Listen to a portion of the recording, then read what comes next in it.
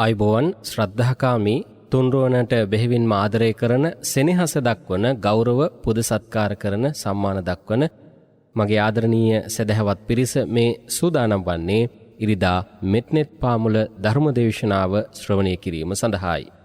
අද මේ උතුම් වූ ධර්මදේශනාවේ සදැහැති දායකත්වය ගෙන කටයුතු කරන පිරිස පිළිබඳවයි මුලින්ම මේ සිහිපත් කිරීම.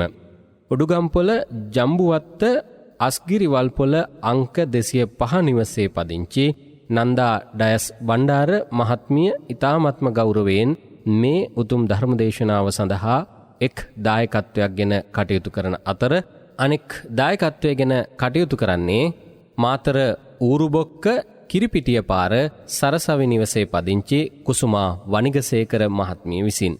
ඒ සියලු දෙනා වෙනුවෙන් අපේ හාමුදුරුවන් වහන්සේට මුලින්ම දැහැත්වට්ටිය පිළිගන්වමින් අපි සූදානම් ධර්මදේශනාවට යොමු වෙන්න. ප්‍රශ්න වැඩියෙන් ජීවිතයට ලංවන විට අපිට තිබෙන එකම පිහිට පිළිසරණ තමයි ධර්මයේ පිහිට පිළිසරණ. ඒ පිහිට අදත් ඔබේ ජීවිතයට සමීප කරන්න අපි ගෞරවයෙන් නමස්කාරපූර්වකව ආරාධනා කරමු. ගම්පහ මිරිස්වත්ත හෙට්ටියදෙනිය ශ්‍රී සුදර්ශන ධර්මනිකේතනාධිපති විචිත්‍රභානී ශාස්ත්‍රපති රාජකීය පණ්ඩිත අතිපූජනීය කැටවල හේමාලෝක අපේ නායක ස්වාමින් වහන්සේට. අවසරයි ස්වාමින් වහන්ස.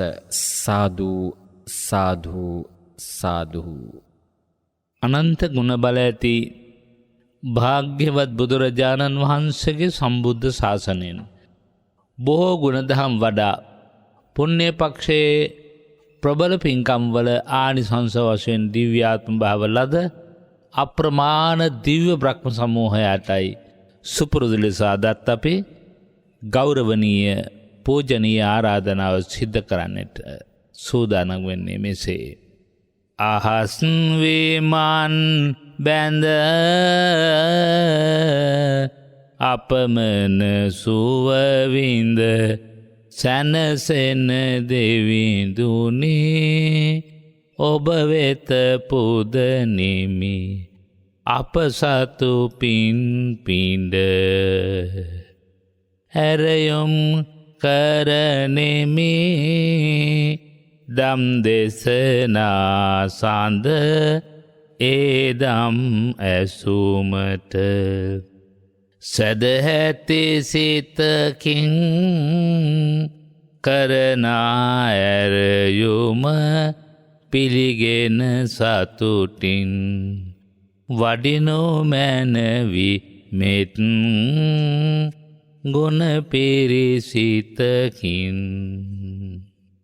අසා දහම් පද පුරවා පෙරුමන් සැනසෙනු මැනවී සුන්දර නිවනින් සග්ගේ කාමේච රූපේ ගිරිසිකර තටේ චාන්තලික් කේවිමානේ දීපේ රට්ටේචගාමේ තරුවන ගහනේ ගේවත්තුම්හි කෙත්තේ බුම්මාචායන්තු දේවා ජලතල විසමේ යක්ක ගන්ධම්බනාගා තිට්ටන්තා සන්තිකේදං මුනිවර වචනං සාදවෝ මේ සුනන්තු. යුගත් නගාගෙන සිරසමත තුන් ලොවට අග්‍ර වූ අමාමෑණී භාග්‍යවතුන් වහන්සේ වෙත දෙව්බඹ සේනාව සමගින් අප හැම දෙනාම නමස්කාර කරන මොහොතයි. සවනක් රැස් මැද නිතිදි දුලමිනේ බුදුරජුමයි තිලෝ වම බබලන්නේ එවන් දසුන් දැක සැදැහැති සිත් තුළ සැදැහැගුණය තව මතුවන්නේ.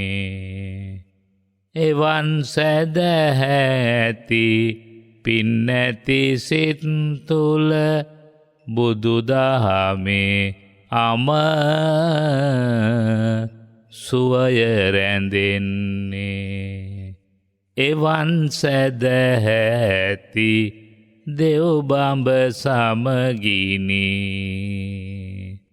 සම්බුදු සිරිපා පියුම වඳින්නේ. සම්බුදු සිරිපා පියුම වඳින්නේ. සම්බුදු සිරිපා පියුම වඳින්නේ. නමෝ තස්ස භගවතු අරහතෝ සම්මා සම්බුද්දස්ස. නමෝ තස්ස භගවතු අරහතෝ සම්මා සම්බුද්දස්ස. නමෝ තස්ස භගවතු අරහතෝ සම්මා සම්බුද්දස්ස. යතා බුබ්බුලකං පස්සේ යථා පස්සේ මරීචිකං ඒවං ලෝකං අවෙක්කන්තං මච්චු රාජාන පස්සතිති.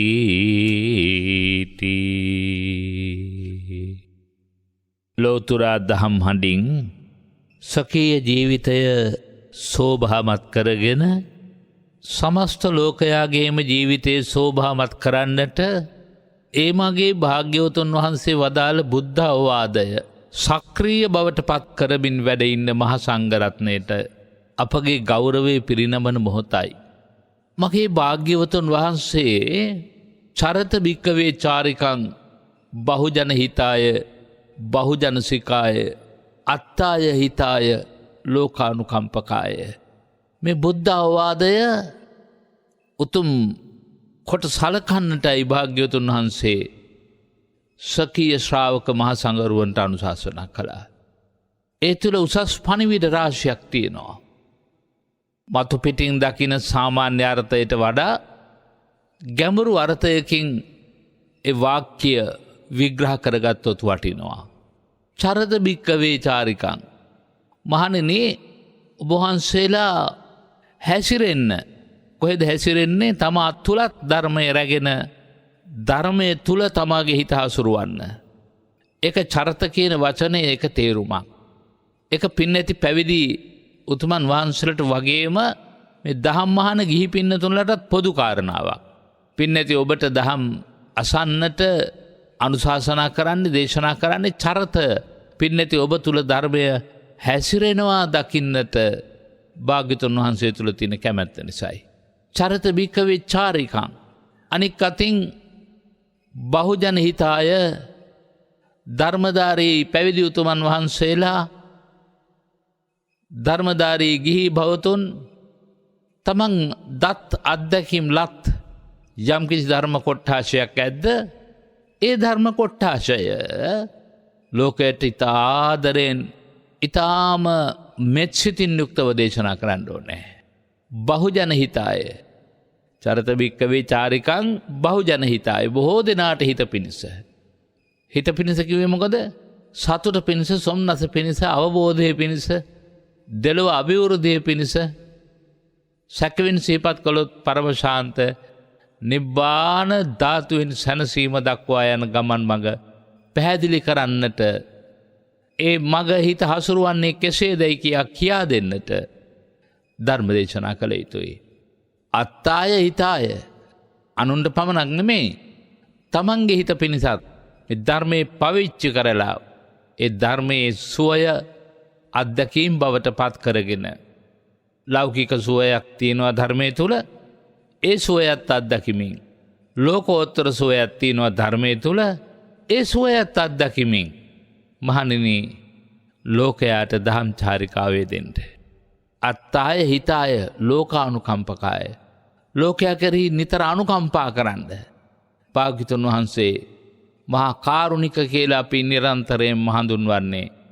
උන්වහන්සේ තමයි පරම කාරුණික ආනන් වහන්සේ. අපට දෙලොව ජීවිතයේ ශාන්තිය උදා කළ. එවැනි මහා ගුණයන්ගෙන් පිරිපොන් භාග්‍යවතුන් වහන්සේ දෙසා වදාළ ඒ ධර්මය දේශනා කොට වදාළ මහා සංඝරත්නයට දිවරෑ අපි වැඳුම් පිදුම් කරන ගෞරව සත්කාර කරන වඩාත් සමීපව වාසය කරන කාලයක් මේ.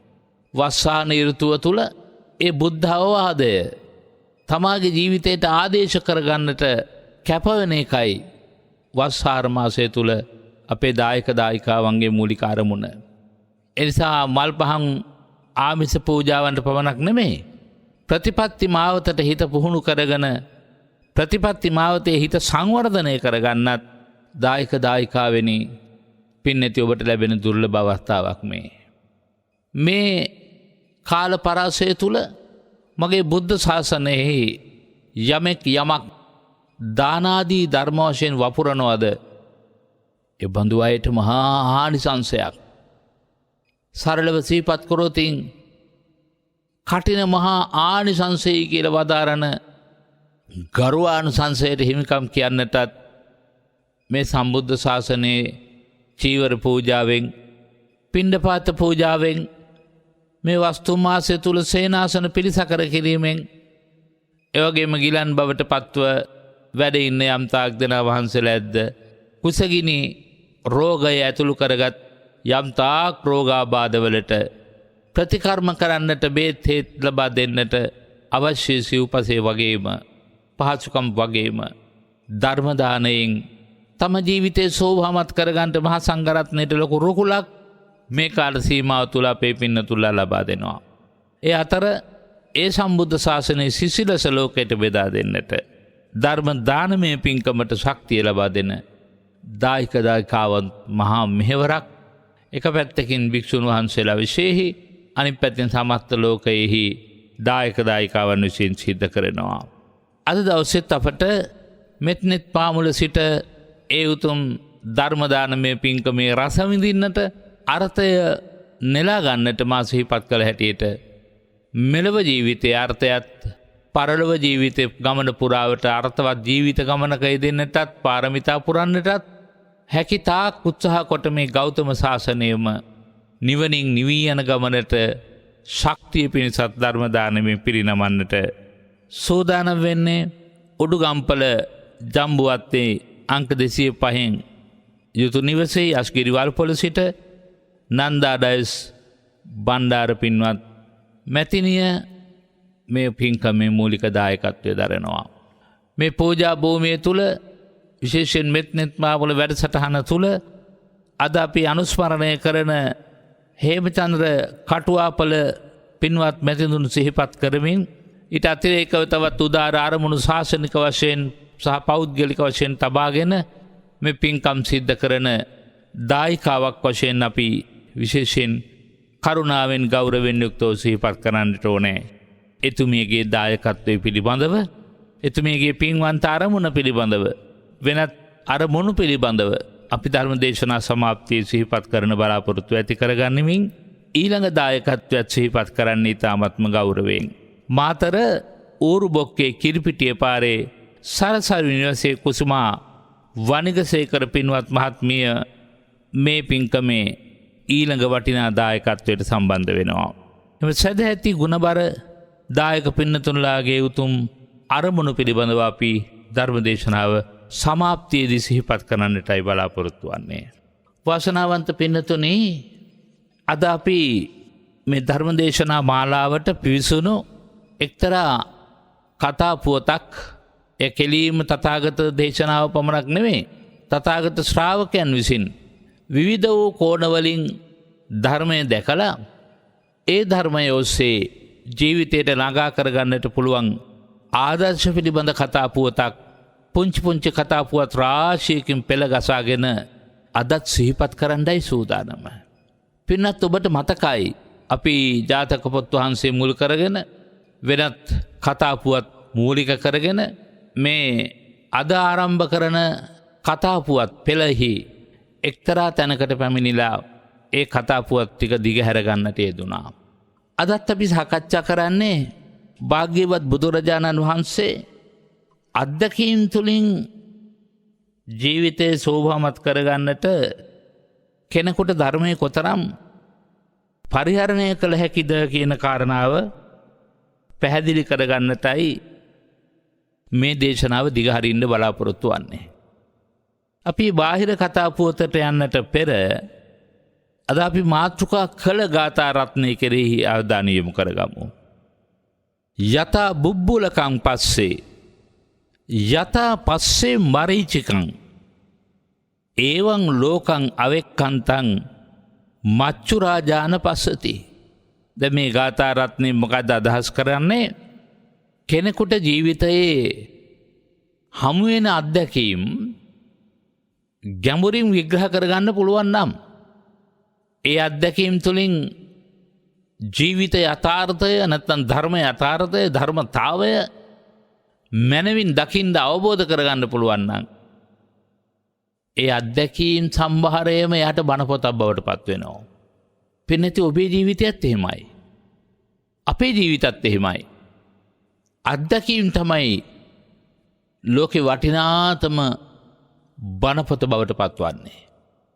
මුළු මහත් පෙළ දහමම ගැඹුරින් අවබෝධ කරගන්න නැත්නම් විශ්ලේෂණය කරගන්න විග්‍රහ කරගන්න ශ්‍රාවකයට හමු වෙන්නේ තමන්ගේ ජීවිතය ගැනමයි. භාග්‍යවතුන් වහන්සේ සත්‍ය වශයෙන් වදාරලා තියෙන්නම ජීවිත ගමනට හමු වෙන අත්දැකීම් සම්භාරය ගැනයි. සැපයට බර වුණු ජීවිතය ගැන කතා කරලා තිනවා. ඒ වගේම දුකට බර වුණු ජීවිතය ගැන කතා කරලා තියෙනවා. තථාගතයන් වහන්සේගේ දේශනාව මේ 3 මාසයේ පුරාවට ගත්තම අන්තද්වයෙන් අත්මිදිලා මැද ප්‍රතිපදාවට පැමිණෙන විදිහ පිළිබඳව මනුෂ්‍යයන්ට පමණක් නෙමෙයි මාතෘ දිව්‍යරාජන් වහන්සේ ප්‍රධාන දෙව්බඹ සේනාවටත් ඇසළ පෝදා පටන්ගෙන දේශනා කළා. ඒ නිසා ජීවිත අත්දැකීම කියන එක කොටස් දෙකකට බරයි කියලා පින්නතුනි අපි තව ටිකකින් සාකච්ඡා කරමු. මොකද කොටස් දෙක දැනට මතක තියාගන්න. ජීවිත අත්දැකීම් ලැබෙනවා සැපය තුල. මේ සැපයයි කියලා අත්විඳින්න ලැබෙනවා. අනිත් පැත්තෙන් ජීවිතයේ අත්දැකීම් වශයෙන් පිරෙනවා සැපයටත් වඩා මෙන්න දුකයි කියන අත්දැකීම. බලන්න ජීවිතේ පින්නති ඔබ මේ අත්දැකීම් දෙකට හැම වෙලාවකම මුණ දීලා නැද්ද කියලා.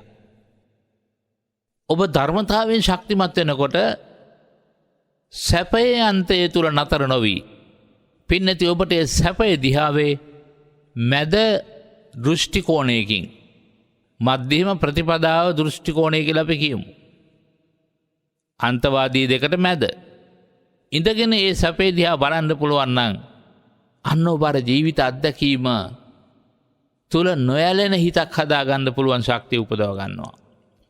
අනිත් පැත්තෙන් ජීවිතේ දුක ගත්තොත් ඒ දුකට බර වෙන ජීවිතය තුල දුක ළඟ ගැටෙමින් රැඳෙමින් එයින්ම ලත වෙමින් තැවෙමින් කල් ගත කරන්නේ නැතුව පින්නති ඔබට පුළුවන් නම් ජීවිතය මැද තැනට ගන්න.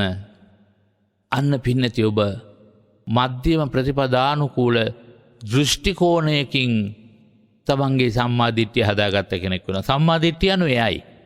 සම්මාදිට්ඨිය අනුව එයයි. ඔබෙන් ඇහුවොත් කවුරු හරි සම්මාදිට්ඨිය කියන්නේ මොකද්ද කියලා? සැපේ අන්තයටත් නොයා හිත පවත්වා ගන්නට උපකාර වන්නේ සම්මාදිට්ඨියයි. අනිත් පැත්තෙන් දුකෙහි අන්තයට නොයන්නට හිත පවත්වා ගන්න පුළුවන් වෙන්නේ සම්මාදිට්ඨියයි. එවන් සම්මාදිට්ඨිය යම් කිසි හිතක පිරෙනවද? ඒ ඇත්තට එතන ඉඳලා ඉතිරි ආර්ය අෂ්ටාංගික මාර්ග ධර්මයන්ම වැඩෙනවා. එච්චර විතරක් නෙමෙයි. ලෝකෝත්තර සම්මාදිට්ඨිය කොටස් 10යිනේ පින්වත්නි. සම්මාදිට්ඨිය, සම්මා සංකප්ප, සම්මා වාචා, සම්මා කම්මන්ත, සම්මා ආජීව, සම්මා වායාම, සම්මා සති, සම්මා සමාධි, සම්මා ඥාන, සම්මා විමුක්ති. එතකොට 10යි. ඕකෙම මිත්‍යා පැත්තකුත් තියෙනවා. ඉතින් යමෙක් සම්මාදිට්ඨිය හදා නොගත්තොත් හිත තුළ වැඩෙන්නේ මොනවද? මිත්‍යා දෘෂ්ටියයි. මිත්‍යා දෘෂ්ටිය තර විදිහමයි. මිත්‍යා දිට්ඨි හැදෙනකොට මිත්‍යා සංකල්ප පහළ වෙනවා. මිත්‍යා සංකල්ප ළඟට මිත්‍යා වාචා, මිත්‍යා කම්මන්ත, මිත්‍යා ආජීව, මිත්‍යා වායාම, මිත්‍යා සති, මිත්‍යා ඥාන, මිත්‍යා විමුක්ති කියලා 10ක් පහළ වෙනවා. ඒක ලෝකයේ ස්වභාවික වශයෙන්ම පහළ වෙන එකක්. ඒකට ධර්මතාවත් සමහර විට බලපානවා. කෙනෙක් ඔය කියපු මිත්‍යා මාර්ගයේ හිත පවත්වනවා නම් එයා කරන අනුශාසන, එයා කරන මාර්ගෝපදේශකත්වය පිළිගන්න යම් ශ්‍රාවක පිරිසක් ඇද්ද? ඒ හැමෝම මිත්‍යා දෘෂ්ටික මාර්ගයේ ගමන් කරන අය. භාග්‍යවතුන් වහන්සේගේ දේශන එක තැනක තියෙනවා මිසදුටු බවයි නිරයට යන පළමු මඟ. ඒ නිසා තමන්ගේ ජීවිත අත්දැකීම් ගැන හරියට පරිස්සම් වෙන්න ඕනේ. මිත්‍යා දෘෂ්ටියට හිත යොමු කරගත්තොත් ඒක තරම් නිරයට යන තවත් මාර්ගයක් නැහැ. ඒ වගේමයි අනිත් පැත්ත. සම්මා දිට්ඨිය තරම් අපේ හිත නිවීමට කිට්ටු කරන, සාන්තියට පත් කරන, සිව් අපායෙන් අත්මුදවන දෘෂ්ටි කෝණයක්, දැක්මක්, සැනසෙල්ලක්, අවබෝධයක් වෙනත් ඇත්තේ නැහැ. ඒ නිසා පින්නති ඔබත් අපත් ජීවිත අත්දැකීම් හැම විටකම බලන්නට ඕනේ ධර්මය හා සසඳා බලන්නට පුළුවන්ද කියලා. පින්නතුනි, මා සිහිපත් කළ ගාථා රත්නය නැවත මතක් කරන්නම්. යතා බුබ්බුලකං පස්සේ යතා පස්සේ මරීචිකං ඒවන් ලෝකං අවෙක්කන්තං මච්චුරා ජාන පස්සති. මේ ගාථා රත්නය සඳහන් වෙන්නේ ධම්මපදයේ ලෝක වර්ගයේ 4 වෙනි ගාථාව හැටියට. එහි තේරුම කෙටියෙන් මෙහෙම පද්‍යයකින් සිහිපත් කළොත්, ලෝකය මිරිඟුවකි මිනිසුන් මුලාවන දිය බුබුලක් වගේ සැනකින් බිඳී යන පියවර නගනු මැන විදසුන යොදාගන එම විට ලැබේ හිත නිවනින් නිවී යන.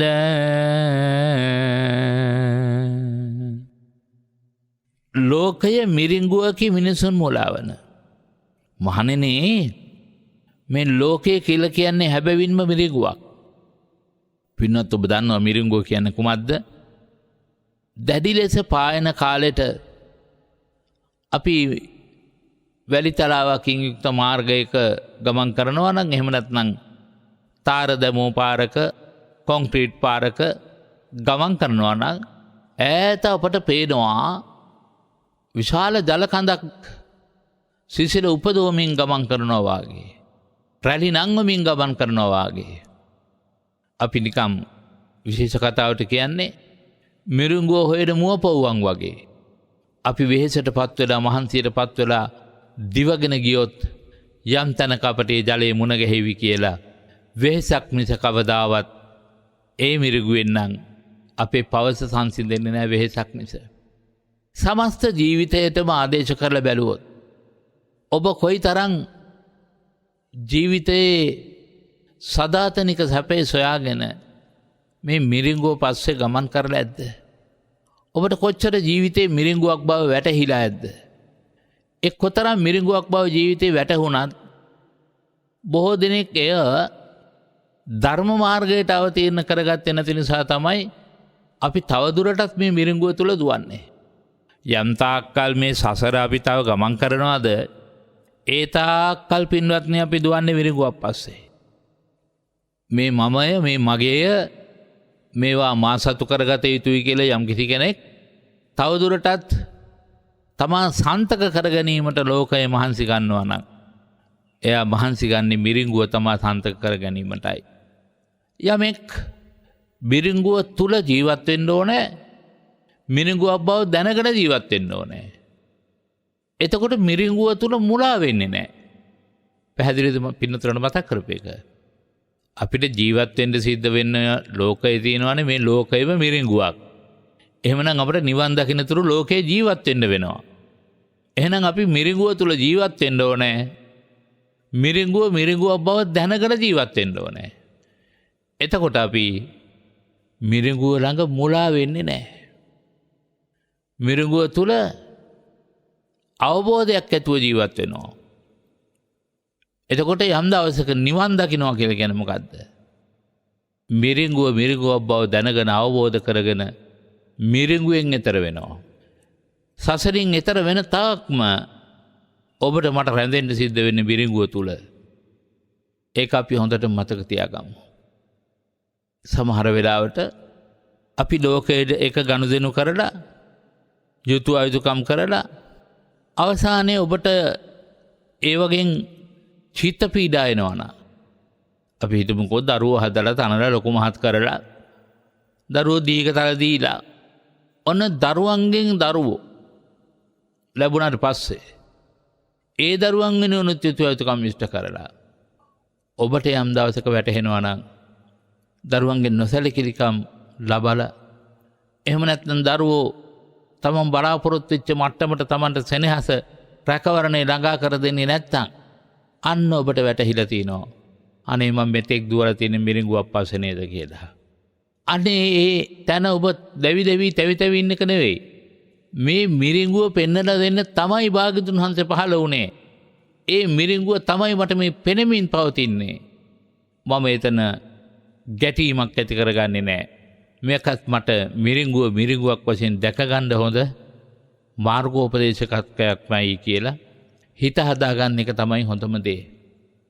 ස්වාමි පුත්‍ර භාර්යාවරු වේවා ඔබට යම් තැනකින් හැබැයි සැපයක් කියලා එකක් දැනෙනවා නම් ඒ සැපයත් පින්වත්නි මිරිඟුවක්. නමුත් මිරිඟුවක්සේ නොවැටි යන තාක්කල් දුක සැඟවී ගත්ත තැන නිසා ඒ දුක ළඟ ඔබට දැනෙන්නේ සැපයක්මයි. දුක ළඟ දැනෙන්නේ සැපයක්මයි. ඒ නිසා සැපේ හිමුලා නොවෙන්නට පින්නති ඔබ මිරිඟුව පිළිබඳ අවබෝධය පාවිච්චි කරන්න ඕනේ. මට මේ දැනෙන සැපය ස්ථාවරව තියෙන සදාතනික සැපයක් නොවේ. එහෙත් එය මිරිඟුවක්සේ ප්‍රකට වන තුරු සැපයක්. ඒ කියන්නේ අප්‍රකටව හැම සැපයකම මිරිඟුව තියෙනවා කියන එක පින්නත් නේ. ඒතර බලන්න ලෝකය මිරිඟුවක මිනිසුන් මුලාවන කියන එහෙම නැත්නම් යථා බුබ්බුලකම් පස්සේ යථා පස්සේ පරිචිකං යතහ කියන්නේ යම් පරිදි මිරිඟුවක් ලෝකේ දිස්සනවාද ඒ අනුව බලන්න මහණෙනි කියන එකයි මේ කියන්නේ. ඊළඟට වදාරනවා භාග්‍යතුන් වහන්සේ තවත් එබඳු උපමාවක්. හරියට ලෝකේ දිය බුබුලක් වගේ. ඔබට මං කවියෙන් සිහිපත් කළා. ලෝකයේ මිරිඟුවක මිනිසුන් මුලා වෙන දිය බුබුලක් වගේ සැනකින් බිඳී යන. දිය බුබුල කියලා කියන්නේ වහින කාලෙට ගංගාර දොළවල වේවා අනෙකුත් වතුර රැස් වෙන තැන් වල වැහි බිඳු වැටෙනකොට දිය බුබුලක් වඩනගෙනවා. ඒ ඔබ දන්නවා දිය බුබුල වහාම බිඳී යන එකක්. ඒ නිසා ඔබේ මගේ මේ රූපකායත් මේ රූපකායට අරමුණු වන්නා වූ ලෝකේ නම් වූ සමස්ත රූපකායයෝ. ඒ කිව්වේ රූප, ශබ්ද රූප, ගන්ධ රූප, රස රූප, පොට්ටබ්බ රූප මේ ඔක්කොම රූප ධර්මයෝ ක්ෂණයක් පාසා බිඳි යනවා. මේක තමයි ඇත්ත. හැබැයි අපි නිතර සිහිපත් කරලා තියෙනවා වගේ අපේ මේ කයත් ඒ විදිහට දිය බුබුලක් වගේ නිතර බිඳි තමයි පවතින්නේ. ඒ පැවැත්මට තමයි බිඳෙනවා කියලා කියන්නේ. ඒ පැවැත්මටම කියන තව නමක් තමයි අනිත්‍ය කියලා කියන්නේ. මේක බොහෝම ගැඹුරින් අධීක්ෂණය කරන්න ඕන එකක්. දැන් මේ ශරීරය ඉස්පුඳුනේ පටන් දෙපතුල දක්වා පින්වත්නි. උපන්න මොහොතේ ඉඳලම කුමක්ද සිද්ධ වෙන්නේ? ශරීරය වශයෙන් ගත්තොත් නිරන්තරයෙන් දිය බුබුලක්සේ බිඳි යාමයි. කොතරම් වේගයකින් මේ ශරීරයේ සතර මහා ධාතු බිඳි යනවද කියතොත් අපට පෙනෙන්නේ නැහැ. මේ ශරීරයේ දිය බුබුලක් වගේ බිඳි යන බව. අපට පේන්නේ ඇති වෙනවා නැති වෙනවා කියන දෙකම නොව අපට පේන්නේ පවතිනවා කියන එකයි. ඇතිවන පැවත නැතිවන මොහොතින් මොහොත නවතින තැනක් නැත සිත් පිළිවල දියත ගතගන විතරක් නෙමෙයි. පවතින තුරුම සිත භව දුකමය නිහත නවතින සිත් උපත අග නිවනය සැපත. අන්න යමෙකුට නැවතීම දැක්කොත් ඥානයෙන් අවබෝධයෙන් ලෝකයේ ඉපදීමකුත් නැත පැවතීමකුත් නැත. එහෙමනම් තියෙන්නේ කුමක්ද? නැතිවීමයි. බොහෝම සියුම් ධර්මතාවයක්. කෙනෙකුට අහන්න පුළුවන් ඇතිවීමක් නැත්නම් නැතිවීමක් කොයින්ද? මං අනිත් පැත්තට ප්‍රශ්නයක් අහනවා. නැතිවීමක් නැත්නම් ඇතිවීමක් කොයින්ද? ඒ නිසා යම් කිසි හේතුඵල ධර්ම කොටාශයක් ඒක රාශී වෙනවද?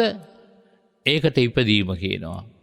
ඒක රාශී වන හැම භූත කොටාශයක්ම ශරීර වශයෙන් ගත්තත් ලෝකයේ වශයෙන් ගත්තත් අනිත්‍ය කොටස්ම තමයි අනිත්‍ය වෙමින් තමයි එකතු වෙන්නේ. අනිත්‍ය වෙමින් එකතු වෙනවාට පවතිනවා කියලා කියනවා.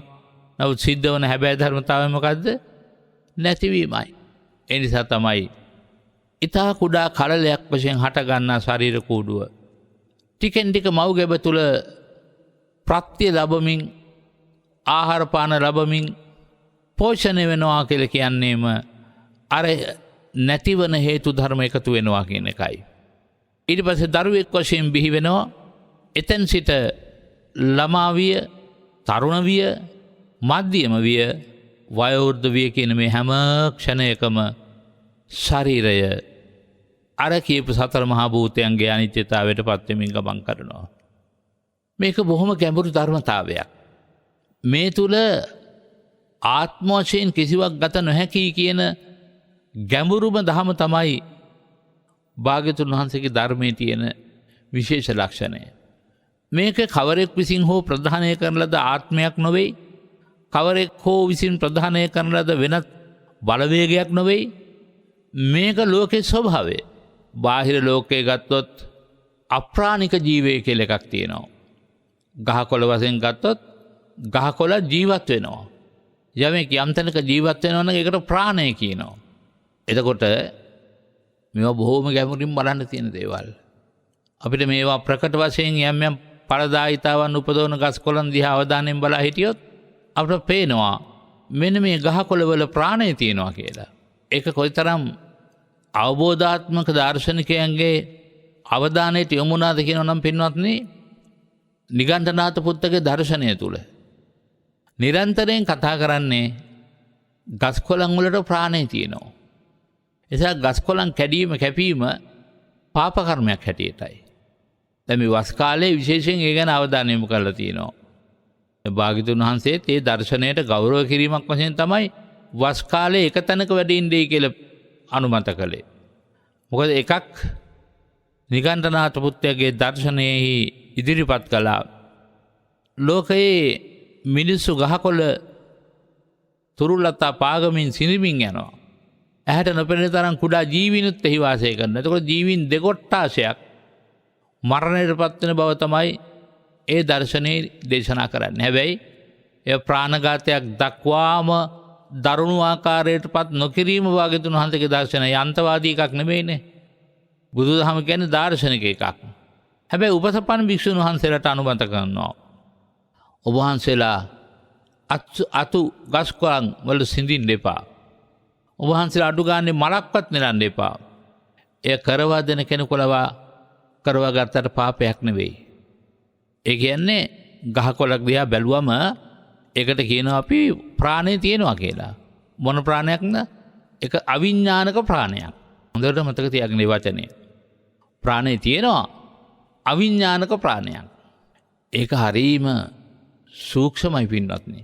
දැන් අපි බෝධින් වහන්සේ දිහා ගත්තොත් බෝධින් වහන්සේ ළඟට යම් කිසි කෙනෙක් දිගින් දිගටම බෝධි පූජා පින්කම් සඳහා යන්න පුරුදු වෙලා වතපිළිවෙත් පුරුදු වෙනවා නම් ඒ ගහකොළ එහෙම නැත්නම් ඒ බෝධින් වහන්සේ අවිඥානික ප්‍රාණවත් ශක්තියක් අපේ වෙත යොදවනවා. ඒ තුළින් ලොකු ශාන්තියක්. මොකද හේතුව බෝධින් වහන්සේ තුල ජීවමාන බුදුරජාණන් වහන්සේගේ ආධ්‍යාත්මික ශක්තිය එදා අධිෂ්ඨාන බලයෙන් යොමු කරපු ආධ්‍යාත්මික ශක්තිය වැඩ ඉන්නවා. යම් කිසි කෙනෙක් බුද්ධ ගෞරවයෙන් ධර්ම ගෞරවයෙන් ඒ බෝධීන් වහන්සේ ළඟ වතපිළිවෙත් කරමින් යම් කිසි ශාන්තියක් ලෞකික වශයෙන් අධිෂ්ඨාන කරනවාද ඒ ඇත්තන්ට ශාන්තිය උදාපත් වෙනවා. ඒ නිසා මේ ලෝකේ පැවැත්ම ගෙන යාම සඳහා මේ ගහකොළ වලට ප්‍රාණය තියෙනවා. ඒක නිසා ගහකොළක අත්තක් කැඩුනහම අපි කියනවා අන්න ගහ මැරිලා. අන්න ගහට අවශ්‍ය කරන යම් යම් පෝෂණ ද්‍රව්‍යයන් සැපෙන අඩු බවක් ඇති වෙනකොට හෝ ඒ ගහේ කාලය අවසාන වෙනකොට කියනවා අන්න ගහ මැරුණා. එතකොට යමක් මැරෙනවා නම් මැරෙන්නේ පණ තියෙන එකක් නේ. අන්න බලන්න අපි අවබෝධය ගන්න ඕන හැටි. ඒ කියන්නේ ගහකොළ වලට ප්‍රාණය තියෙනවා. ඒ වගේම සත්ත්ව ප්‍රජාවගේ ප්‍රාණය සවිඥානික ප්‍රාණයක්. සවිඥානික ප්‍රාණය විසින් අර අවිඥානික ප්‍රාණයක් නැති ගහකොළ වලට සමීපස්තව යම්කිසි ඵලයක් යම්කිසි අස්වැන්නක් බලාපොරොත්තුව යම් යම් අධිෂ්ඨානයන් කරනවද වාචික වශයෙන් වේවා අධ්‍යාත්මික වශයෙන් අර ගහකොළ වලට ඒක දැනෙනවා. ගහකොළ වලට ඒක දැනෙනවා. පුරාණ කාලේ මිනිස්සු ගොවි මහත්තුරු උදේ පාන්දර අවදි වෙලා සමහරට කැඳ කෝප්පයක් පානය කරලා වත්ත පුරා කුඹුරු පුරා ලියද්දක් පුරා ඇවිදිමින් අර ගහකොළ අත ගන්නවා. ඒ ගහකොළ ලොකු සංවේදීතාවයක් ලබනවා. අර සවිඥානික ප්‍රාණී මිනිස්යාගේ අධ්‍යාත්මික සිතුවිලි සෑහෙන ප්‍රමාණයක් වෙන්නත් ගහකොළ විසින් අඳුරා ගන්නවා. එච්චර විතරක් නෙමෙයි. අපි හිතමු සවිඥානික ප්‍රාණයක පිහිටගත් යම්කිසි මිනිසෙක් තමන්ගේ ආගම දහම පිළිබඳව හිත් පහළ කරගෙන නිරන්තරයෙන් යම්කිසි ගයක් තුල ඒ ගෙට ආශිර්වාද ගන්නනවා. අර අවිඥානික වස්තුව තියෙනවානේ අවිඥානික ප්‍රාණය සහිත වස්තුව. අර සවිඥානික ප්‍රාණය විසින් කරන ද ආයාචනයට අහුම්කන් දීමට නිරන්තරයෙන් යම්කිසි පෙළඹවීමක් වෙන බව පේනවා. ඒකම තවදුරටත් මං ඇහුවොත් සජීවී විඥාන ශක්තියක් ඇති මිනිසයා අජීවී විඥාන ශක්තියක් ඇති වස්තුන්ට යම්කිසි ජීව ගුණයක් ඇතුළත් කරනවාද ඒ ජීව ගුණය පිහිටන්න පටන් ගන්නවා. ආන් එහෙම පිහිටපු වස්තුවක් තමයි පිරිත් නූල කියන්නේ. අන්න එහෙම පිහිටපු වස්තුවක් තමයි පිරිත් පැන කියන්නේ. සවිඥානික සිතක් ඇති යම්කිසි ශ්‍රාවකෙක් ශ්‍රාවිකාවක් පැවිදි වේවා ගිහි වේවා පිරිත් පැන් ටිකක් තියාගෙන පිරිත් වෙන නූල් ටිකක් තියාගෙන ඒකට යම්කිසි ගුණයක් කවනවාද ඒ තුලින් මහා ශක්තියක් අර ආපහු අර ජීවේ නිකුත් කරපු නැත්නම් ප්‍රාණය නිකුත් කරපු ආශිර්වාදය නිකුත් කරපු පුද්ගලයාටම ලැබෙනවා. ඒ පුද්ගලයා යමෙකුට ඒයින් සෙතක් වේවා ශාන්තියක් වේවා කියලා අධිෂ්ඨාන කරනවා නම් ඒකාන්තයෙන් ඒ අධිෂ්ඨානය ඉෂ්ට වෙනවා. ඒ නිසා මේ අතුරු කතා ටික මතක් කළේ දිය බුබුලක් වගේ කියන මේ පණිවිඩයේ නැවත වතාවක් පින්නති ඔබට පොඩ්ඩක් සිහිපත් කරන්නයි. එහෙනම් මුළු මහත් ලෝකයේම ජීවිතයත් දිය බුබුලක් වගේ කියලයි භාග්‍යවතුන් වහන්සේ වදාරන්නේ. මේ ධර්ම දේශනාව ටිකක් විදර්ශනාවට නැමී ගිය ධර්ම දේශනාවක්. ඔබේ ජීවිතය තුල එකපාරටම ඇහෙනකොටම අවබෝධ වෙන්නේ නැති නැවත නැවතත් සිහිපත් කරමින් නැවත නැවතත් අවධානයට යක් කරමින් නැවත නැවතත් කල්පනා කරමින් ගොඩනගා ගන්න තියෙන ධර්ම කොටහසයක්. ඒ නිසා තමයි මා මේ කවිය තුල ගොඩනැගුවේ ලෝකයේ මිරිඟුවක මිනිසුන් මුලාවන දිය බුබුලක් වගේ සැනකින් බිඳී යන පියවර නගනු මැන විදසුන යොදාගෙන විදර්ශනාව යොදාගත්තේ නැති කෙනෙක් මේ අත්දැකීම් කොතරම් ලැබුණත් එයාට ඒක සසලින් ඈතර වීම ප්‍රත්‍යක් වෙන්නේ නැහැ. පින්වත්නි දවසක් භාග්‍යවතුන් වහන්සේගෙන් කමඨහන් ලබාගෙන ස්වාමීන් වහන්සේලා 500 නමක් නිවන් අවබෝධ කරගන්නා බලාපොරොත්තු ඇති කරගෙන වනයේට ගිහිල්ලා භාවනා කළා. කාලයක් භාවනා කළාට මොකද උන්වහන්සේලාට මොකොත් ප්‍රතිඵලයක් ගන්න බැරි වුණා. උන්වහන්සේලා කල්පනා කරනවා ගිහිල්ලා ආපහු භාග්‍යවතුන් වහන්සේ මුණ ගැහිලා කියමු අපි බුද්ධ අවවාදයේ ඔස්සේම හිත වැඩුවා භාවනා කළා බුදුහාමුදුරුවනේ අපට ඒ වුණාට මොකවත් ප්‍රතිඵලයක් නෙලා ගන්න බැරි වුණානේ. කමක් නැහැ. අපි භාග්‍යතුන් වහන්සේ ළඟට කියලා විමසමු කියලා කවුරුත් දැන් පිටත් වෙලා එනවා දෙව්රම් විහාරයට. ඔයන ගමන් වන ප්‍රදේශයෙන් නික්මිලා වඩන අතරමඟ මා ඔබට සිහිපත් කළා වගේ ඈත මහා වැස්සක් වහිනවා වගේ පාරේ පෙනෙනවා රැලි නගමින් දිය පොදක් ගමන් කරනවා. ඒ කියන්නේ මොකද්ද? මිරිඟුවක්. මේ විදිහට නොයෙක් ආකාරයෙන් මිරිඟුව ළඟට මේ නැත්තම් පැමිණිලා බලනවා මේ ජලය ඇත්තටම තියෙන ජලයක්ද? නෑ. නොයෙක් කවුරුන් කල්පනා කරලා බලනකොට මේ ඇත්තන්ට වැටහුණා මේ ආත්මභාවය ඇත්තටම මිරිඟුවක් වගේ එකක් නේද? සාර වශයෙන් අතින් අල්ලලා netin බලලා අපට ලෝකේ තියෙනවා කියලා පෙනුනට මේ පෙනෙන්නේ මිරිඟුවක්මයි කියන අවබෝධය උන්වහන්සේලාට පැමුණා. දැන් මේ නාතරමඟ කමඨහන ලබාගෙන බොහෝ භාවනා කළා. නමුත් මේ අත්දැකීම ලැබනතුරු අර කමඨහන සත්‍යයක් බවට පත් උනේ නැහැ. කමක් නැහැ. ඒ උපදේශත් තරයේ හිතට අරගෙන දැන් උන්වහන්සේලා භාවනා කරනවා. මෙහෙම වරින් වර තනින් තන නැවතිලා ඒත් භාවනා කරමින් තමයි දෙවුරම් වෙහෙරට වඩින්නේ. 500 දෙනා වහන්සේලාම දැන් දෙවුරම් වෙහෙරට වැඩම කළා. දැන් අර මහා තද ග්‍රීස්මේ නිසානේ මිරිඟුවක් පෙනුනේ. දෙවුරම් වෙහෙරට ඇවිල්ලා ටිකක් වෙලා යනකොට මහා වැස්සක් වැටෙන්න පටන් ගත්තා. අන්නර මං මෙතෙක් විස්තර කරපු හැටියට පොළොව මතු පිටට වැටෙන ජලයෙන් දිය බුබුලු ගොඩ වෙන්න පටන් ගත්තා. උන්වහන්සේලා මේ අත්දැකීමත් ලබා ගත්තා. මා කියවනේ අත්දැකීම තමයි ජීවිතයක අවබෝධය සඳහා ඒවත් නිවන සඳහා හේතු වෙන්නේ කියලානේ. පින්නත් ඔබට ජීවිතේ පුරාවටම මේ මිරිඟුවයි දිය බුබුලයි දෙක අවබෝධ වෙනවා නම් ජීවත් වෙද්දී මම මිරිඟුවක් පස්සේ දිව්වා. මම සත්‍යයක් කියලා හොයලා තියෙන දිය බුබුලකටමයි. මම මුලා වෙච්ච කෙනෙක්. දැන් මම මුලා වෙන්නේ නැතුව ඉදිරියට යන්න කල්පනා කරනවා කියලා අදිෂ්ඨාන කරගෙන ධර්මයේ දකින්නවා නම් අර අත්දැකීම තුල පින්නත් ඔබටත් මේ විදිහේ ප්‍රයෝජනයක් නෙලා ගන්න පුළුවන්. දැන් කල්පනා කළා අනේ මේ ආත්ම භාවයත් ඉපදිලා නැසෙනව නේද? මේකත් දිය බුබුලක් වගේ කියලා අර හාමුදුරන්ට වැටහෙන්න පටන් ගත්තා. බුදුරජාණන් වහන්සේ බලනවා මගේ 500ක් දෙනා වහන්සේලා කමඨහන් ලබාගෙන භාවනාවට වැඩම කළත් උන්වහන්සේලාට ලබා ගන්න බැරි වෙච්ච ප්‍රයෝජන දැන් මේ මානකට ආපහු ඇවිල්ලා මේ එන ගමනේ දැක්ක මිරිඟුවත් දැන් දකිමින් ඉන්න දිය බුබුලත් පාදක කරගෙන උන්වහන්සේලාගේ භාවනාව වර්ධනය කරගන්නට ශක්තිය ලැබෙනවා කියලා දැනගත්තා. පින්නත් ඔබ දන්නවා භාවනාව කියලා කියන්නේ භාවේතීති කුසල ධම්මා ඒතායිති වඩ්ඩේති භාවනා. අන්න භාග්‍යතුන් වහන්සේ දේශනා කරන කුසලයේ කියන්නේ පින්වත්නි ඒ දක්ෂතාවය. මොන දක්ෂතාවයටද? ලැබෙන අත්දැකීම් ළඟ මුලාවටපත් නොවීමේ දක්ෂතාවය. අන්න යම් කිසි කෙනෙක් ලැබෙන අත්දැකීම් ළඟ මුලාවටපත් නොවි යථාර්ථය දැක්කා. ඒ අත්දැකීම් ළඟමයි නිවන තියෙන්නේ කියන එක භාග්‍යතුන් වහන්සේ පැහැදිලි කළා.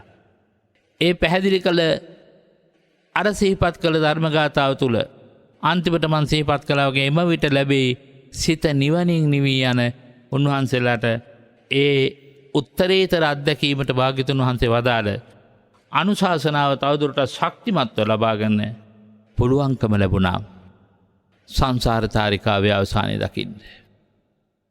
දැන් මේක දහම් පොතේ එන කතා ප්‍රවෘත්තියක් සහිත දහම් කොටාශයක්. අපි බලමු පින්නත් ඔබට මන් සිහිපත් කළා සමහර දේශනා ශ්‍රාවකයන් විසින් නිර්මාණය කරපු දේශනා වශයෙන් උත් මිනිසුන්ට ධර්ම අවබෝධය ලැබෙනවා. සමහර දේවල් සංකේත කරගෙන ලස්සන කතා ප්‍රවෘත්ති ගොඩනගලා තියෙනවා. ඒ තුලින් ලැබෙන ධර්ම අවබෝධය හරි විශිෂ්ටයි. දැන් මම පින්නත් ඔබ ඉදිරියේ මෙවක් පටන් ඉදිරියට ගෙන හැර දක්වන්න බලාපොරොත්තු වෙන්නේ අපි අතීත කතා පුවත් පෙළගසමින් සිහිපත් කරපු නාරෝපා කියන පැවිදි උත්තමයා තිලෝපා කියන ශාස්ත්‍රවරයා සොයාගෙන යන ගමනේහි තවත් වැදගත් සම්දිස්ථාන කීපයක් ඉස්පතු කරමින් අපි ධර්ම කොටස තේරුම් ගන්න උත්සාහ කරමු. ඒ කියන්නේ මිරිඟුව පිළිබඳව මා ඔබට සිහිපත් කළ කතා ප්‍රවෘතිය තවත් ආකාරයකින් ඉදිරිපත් කරනවා. එතකොට නාරෝපා කිව්වොත් ආදේශක වශයෙන් ගත්තොත් ඔබත් මාත් ඔක්කොම අයිති වෙන්නේ නාරෝපා කියන කොටසට. ඒ කිව්වේ අපි සත්‍ය සොයාගෙන යනයි මේ යන්නේ. එතකොට සත්‍ය යන කුමක්ද? සංකේත වශයෙන් ගත්තොත් තිලෝපායි. නාරෝපා කියන මේ ශිෂ්‍යයා නැත්නම් සත්‍ය ගවේෂකයා තිලෝපා කියන සත්‍ය සොයාගෙනයි මේ යන්නේ. ඔය යන අතරදී ඔන්න ඔබට මුණ ගැහෙන තවත් ලස්සන කතා ප්‍රවෘත්තියක්. මේක ආදේශ කර කර දේශනා වෙන ලස්සන කතාවක්. එතකොට මේ නාරෝපා සොයාගෙන යන්නේ කවුද? ගුරුවරයෙක්. මොන ගුරුවරයාද? ආධ්‍යාත්මික ගුරුවරයා. එතකොට ඔබත් මමත් කොතරම් විශිෂ්ට ගුරුවරයෙක් ළඟ ඉගෙන ගත්තත් වැඩක් වෙන්නේ නැහැ. නිවන් දකින්න නම් ඒ ගුරුවරයාගෙන් ඉගෙන ගත්ත දේ අනුව තමන්ගේ ආධ්‍යාත්මික ගුරුවරයා හොයා ගන්න ඕනේ. දැන් නාරෝපා අපි දන්නවා මේ මොහොත වෙනකොට අත්දැකීම් ගණනාවක් ලැබමින් තමයි සත්‍ය සොයාගෙන යන්නේ. ඔය යන අතරදී රජ කෙනෙකු මුණ ගැහෙනවා. අපි එතනින් තමයි අපේ අර අතුරු කතා රාශියකට පහුගිය කාලේ හිත යොමු කළේ. රජුරුවන්ගේ අනුශාසකත්වය බාර දෙන්න කතා කළා. කාටද? නාරෝපා කියන මේ ආත්ම ගවේෂකයාට, එහෙම නැත්නම් ආධ්‍යාත්මික ගුරුවරයා හොයන පුද්ගලයාට. දැන් මේ නාරෝපට හිතෙනවා, ආරංචි වෙනවා මේ රජ්ජුරුව දන්නවා කියලා තිලෝපා කියන ශාස්ත්‍රවරයා ඉන්න තැන. ඔහු හොයන්නේ බාහිර වශයෙන් ගත්තොත් තිලෝපා කියන ශාස්ත්‍රවරයාන පින්වත්නි. ආධ්‍යාත්මික වශයෙන් ගත්තොත් තමයි ආධ්‍යාත්මික නිවීම හොයනවා කියලා කියන්න පුළුවන් වෙන්නේ. කොහොම වුණත් මෙයා රජ්ජුරුව බැහැ දැක්කම රජ්ජුරුව කියනවා, හා ඔයා බොහොම හොඳ දැනුගත් කෙනෙක්නේ. ඒ වගේම හොඳ බෞද්ධ භික්ෂුවක්. ඔයාට පුළුවන්ද මේ මාලිගාවේ නැවතිලා ආගමික වතාවත් කරගෙන ඉන්න? අනික ඔහෙට කැමති කාලයක් මෙහි ඉන්නත් පුළුවන්. අන්න දැන් මධ්‍යම ප්‍රතිපදාවෙන් යුක්තව සත්‍ය හොයාගෙන යන මිනිස්සයා දන්නේම නැතුව යම්කිසි මුලාවකටපත් වෙන්නයි හදන්නේ. පින්වත්නි, මේ සත්‍ය සොයාගෙන යන බොහෝ පැවිදි ගිහියන්ටත් මේ ටික සිද්ධ වෙනවා. මොකද්ද? අතරමඟදී ජීවිතේ මුණ ගැහෙන සැපේ ළඟ මුලාවටපත් වෙලා තමන්ගේ පරමාර්ථය, තමන්ගේ අරමුණ ඉෂ්ට කරගන්න බැරුව යනවා. භාග්‍යතුන් වහන්සේ ඒ නිසාම වදාරනවා අඤ්ඤාහි ලාභපනිසා අඤ්ඤා නිබ්බාන ගාමිනී ඒව මේ තං අභිඤ්ඤාය බික්ඛු බුද්දස්ස ශාවකෝ. භික්ෂුන් වහන්සේලා වගේම යම්කිසි බුද්ධ ශ්‍රාවකෙක් තමන්ට ලැබෙන සැපේ ළඟ අතිශයින්ම මුලාවටපත් වෙනවා නම් මහණෙනි, එයාට සත්‍ය අවබෝධ කරගන්න බැරුව යනවා. ඒ නිසා ජීවිතේ තේරුම් ගන්නලු ලාභ ලබන මග එකක්, නිවන් ලබන මග එකක්. සැක නැතුව මේ බව දැනගන්න. ලාභ ලබන මග එකකි, නිවන් ලබන මග එකකි. මේ බව දැනගෙන නිසැකි හිත වැඩුවොත් නම් යෙහෙකි. මේක හොඳට දැනගෙන හිත වඩන්න. දැන් හිත වඩමින් හිත තුල ආධ්‍යාත්මික ගුරුවරයා සොයා යන මේ පුද්ගලයාට සිද්ධ වුණා අර රාජ්‍යරෝ රාජ සම්පත් පිළිබඳව යාට පවරන පැවරීම තුල යම්කිසි ආශාවක්, යම්කිසි සතුටක්, යම්කිසි සැපේ ඇලීමක් ඇති වෙලා ඒ සැපේ ලබා ගන්න නැත්තම් කියලා කමක් නැහැ කියලා දැන් නාරෝපා කැමති වෙනවා. දීර්ඝ කාලයක් රාජ්‍යරෝ වෙනුවෙන් දැන් ආගමික වතාවත් කරමින් ඉන්නවා. කවුද? නරෝපා කියන්නේ ශාස්ත්‍රවරයෙක් නෙවෙන්නත් පැවිදි වෙලා ඉන්න කෙනෙක්නේ.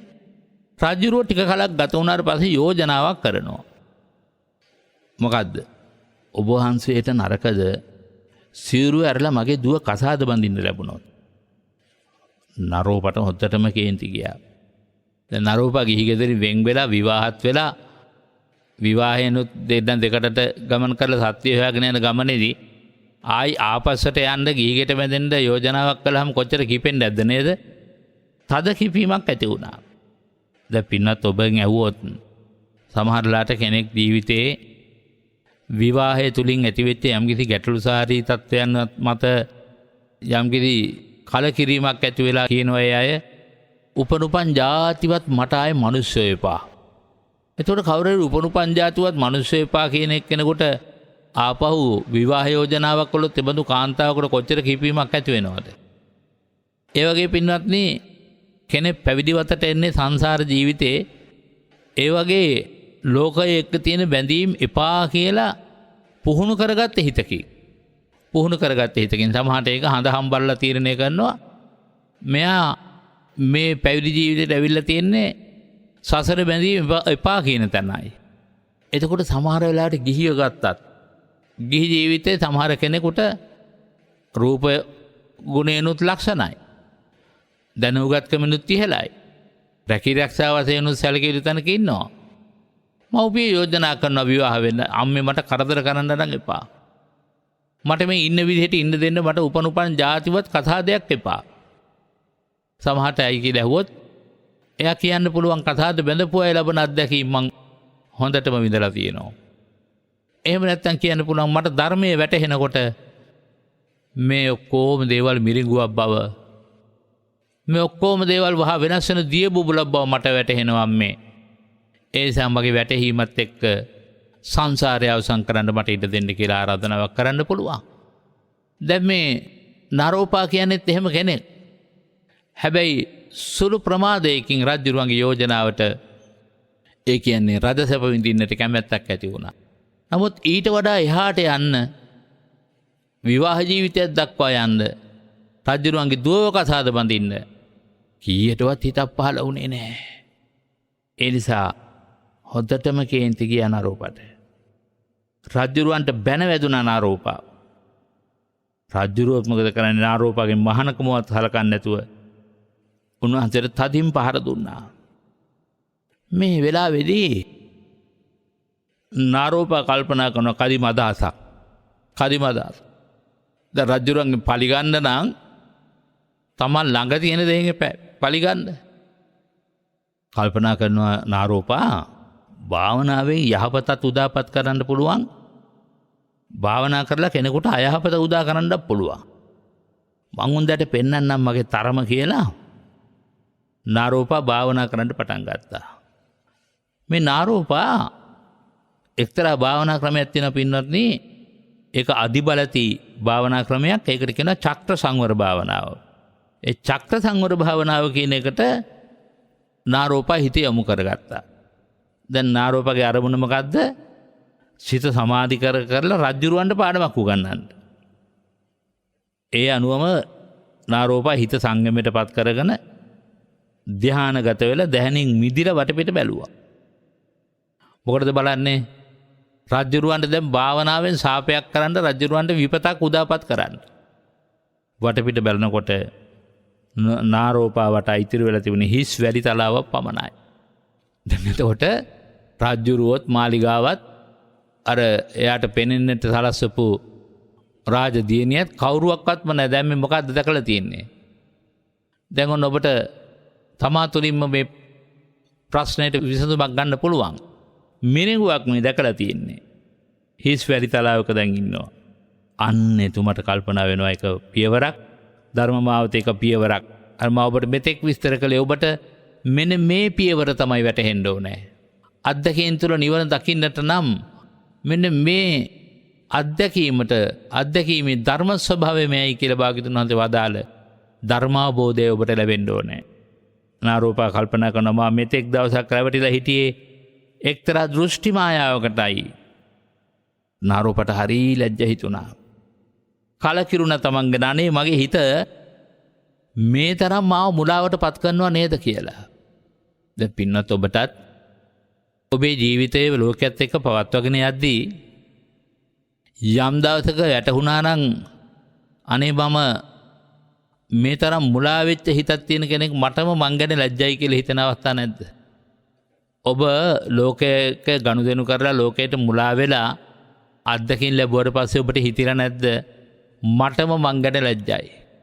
තව විදිහකට කියනවා නේද මිනිස්සු? මටම මං ගැන දුකයි. එතකොට ඒක හොඳ ආත්ම ගවේෂණයක් නේ පින්නත් නේ. ඔබට වැටහිලා තියෙනවා නම් මට මං ගැන පුදුමයි. මට මං ගැන දුකයි. මට මං ගැන ලැජ්ජයි. අනිත් පැත්තේ මට මං ගැන බයයි. ඔය විදිහට ඔබට හිතෙනවා නම් ඒක යම්කිසි ආත්ම පණිවිඩයක් පින්නත් ඔබ තුලින් රැඳී හිටපිලා ඔබට පාඩම් උගන්වන ගුරුවරයා විසින් ලබා දුන්න එකක් හැටියට හිතන්න. ආයෙත් සුපුරුදු ගුප්ත කටහඬ ආස දෙසින් ඇහෙන්ට පටන්ගත්ත අපි මෙතෙක් කතා කරපු සියලු කතාපුවත් තුළ වදකයන් ආදී මුණගැහිච්ච අවස්ථා මතක ඇතිනේ. කඳු බැවුමේදී ලාදුරු රෝගී කාන්තාවක් හම්බ වුණා. එවගේම වදකයන් හම්බ වුණා. දැන් රජ්ජුරුව හම්බ වුණා. මේ ඔක්කොම ගැන කල්පනා කරමින් ඉන්න ගමන් ඒ ඔක්කොම গুপ্ত හඬ කටහඬකින් গুপ্ত රූප තමයි මේ නරුපට දකින්න ලැබුණේ. අහස දෙසින් ආපු හඬෙන් මෙහෙම කියනවා. ඔහේ සත්‍ය අවබෝධය සොයාගෙන කෙනෙක්නේ. දැන් ඔහෙටම පැහැදිලි ඇති. ඔයගේ හිත තුළ තෘෂ්ණාව සහ කෝපය සැඟවී ඇති හැටි. අන්න මම ඔබට සිහිපත් කළේ ඒකයි. ඔබටම වැටහෙනවා නම් ඔබේ හිත තුළ තෘෂ්ණාවයි කෝපයයි ඊට අතිරේකව නොඑක ආකාර කෙලෙස් සිතුවිලි ඔබේ හිත තුළ සැඟවී තිබෙන බව. අපිට නිකන් ඉන්නකොට හිතෙන්නේ නැහැ අපි තුල කෙලෙස් ඇති සැඟවිලා තියෙනවා කියලා. ඔබට මතක ඇති මම නිතරම සිහිපත් කරන කවියක් තියෙනවා. දුක දැක ගැටි වින්දොත් සැප අසීමිත කෙලවර ඔබට නිවනෙහි දොර වැසී ඇත.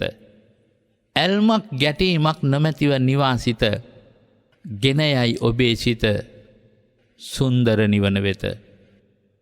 ඇල්මින් ගැටීමෙන් යුක්තව ගමන් කරන හිත ඇල්මක් ගැටීමක් නොමැතිව නිවාසිත.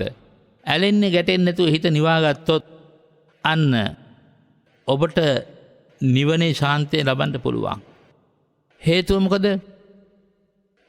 සිත තුළ මිලින වී නිදිගැන් වී සිටින සිතුවිලි අවදි වෙයි අරමුණු දුටු සැරින. සිත යනු රාග දොස් මෝ පැත්තම ඇදෙන සිතුවිලි වලින් යුක්තය දුක ලං කරන. අන්න හිතේ ස්වභාවය. අහස දෙසින් ඇහුනේ ওই පණිවිඩයයි. මොකද්ද? සිත තුළ මිලින වී සිත ඇතුලේ හැංගිලා ඉන්නවා. සිතුවිලි අවදි වෙයි අරමුණු දුටු සැරින. අරමුණු දැක්ක ගමන් අර හැඟවුණු සිතුවිලි මතුවෙන්න පටන් ගන්නවා. සිත යනු රාග දොස් මෝහ පැත්තෙම ඇදෙන. හිත කියන්නේ රාගයට, ද්වේෂයට, මෝහයට අර අරමුණු දැක්ක ගමන් ක්ෂණයෙන් ඇදිලා යන එකක්. සිත තුළ මිලින වී නිදිගැන් වී සිටින සිතුවිලි අවදි වෙයි අරමුණු දුටු සැරින. සිත යනු රාග දොස් මෝහ පැත්තෙම ඇදෙන සිතුවිලි වලින් යුක්තය දුක ලං කරන යම් කිසි කෙනෙක් අන්නේ සිතුවිලි දුක ලං කරන ඒවාය කියලා තේරුම් ගත්තොත් එයා දුක්ඛාරිය සත්‍ය අවබෝධ කරගන්නට මඟ පාදාගත්තු කෙනෙක් වෙනවා. පින්වත්නි, මේ කතා පුවතේ ඉතිරි කොටස් ටික ඉදිරියට යන කොටස් ටික අපට සාකච්ඡා කරන්න වෙන්නේ ඊළඟ ධර්ම දේශනාවේදී. ඒ නිසා නාරෝප අදිෂ්ඨාන කරගත්තා.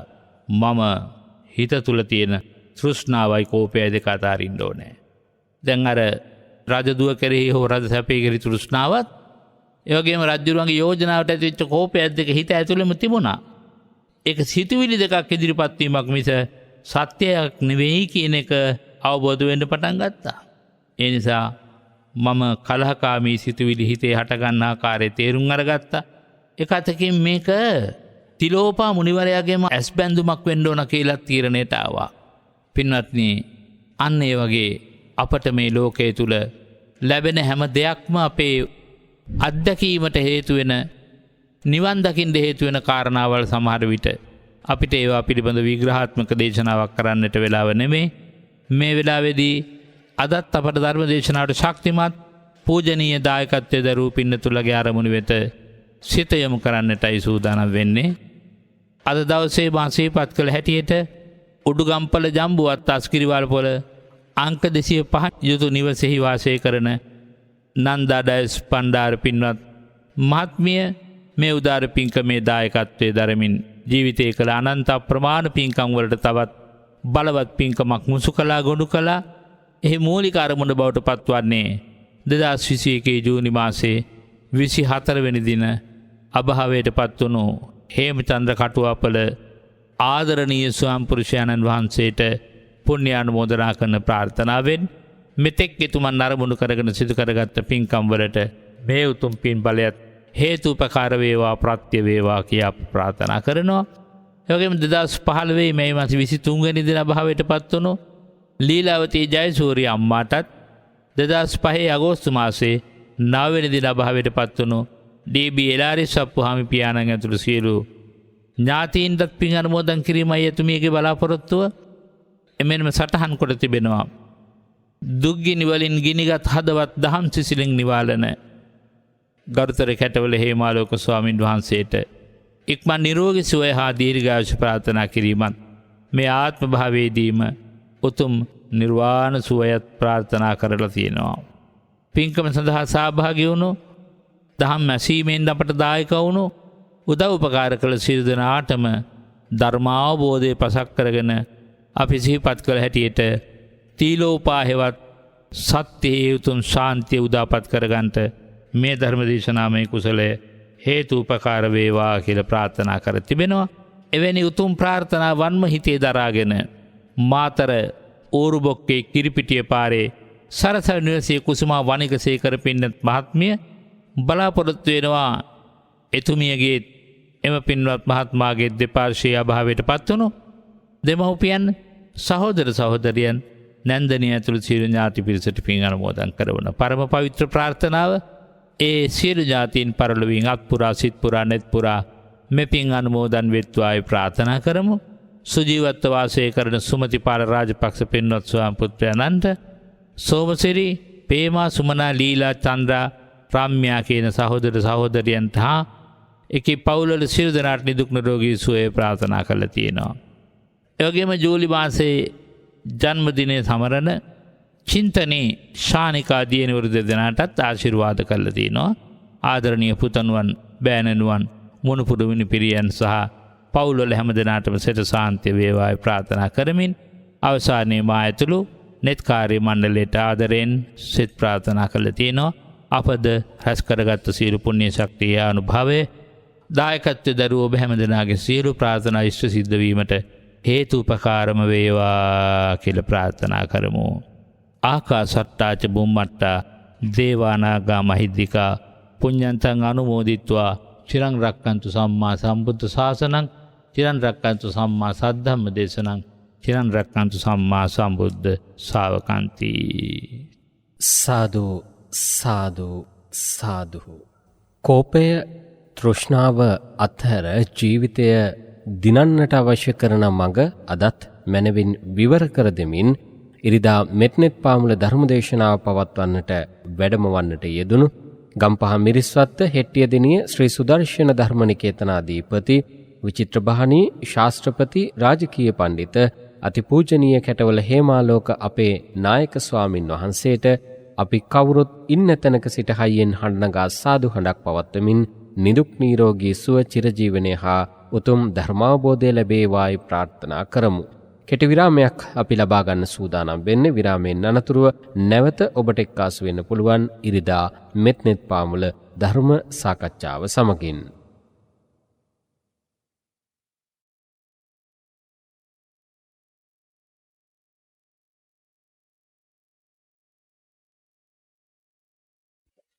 හොඳයි වාසනාවන්ත පින්නතුනි, අපි විරාමයෙන් අනතුරුව නැවතත් ඉරිදා මෙත්නෙත් පාමුල ධර්ම සාකච්ඡාව ආරම්භ කරන්නට සූදානම් වන්නේ.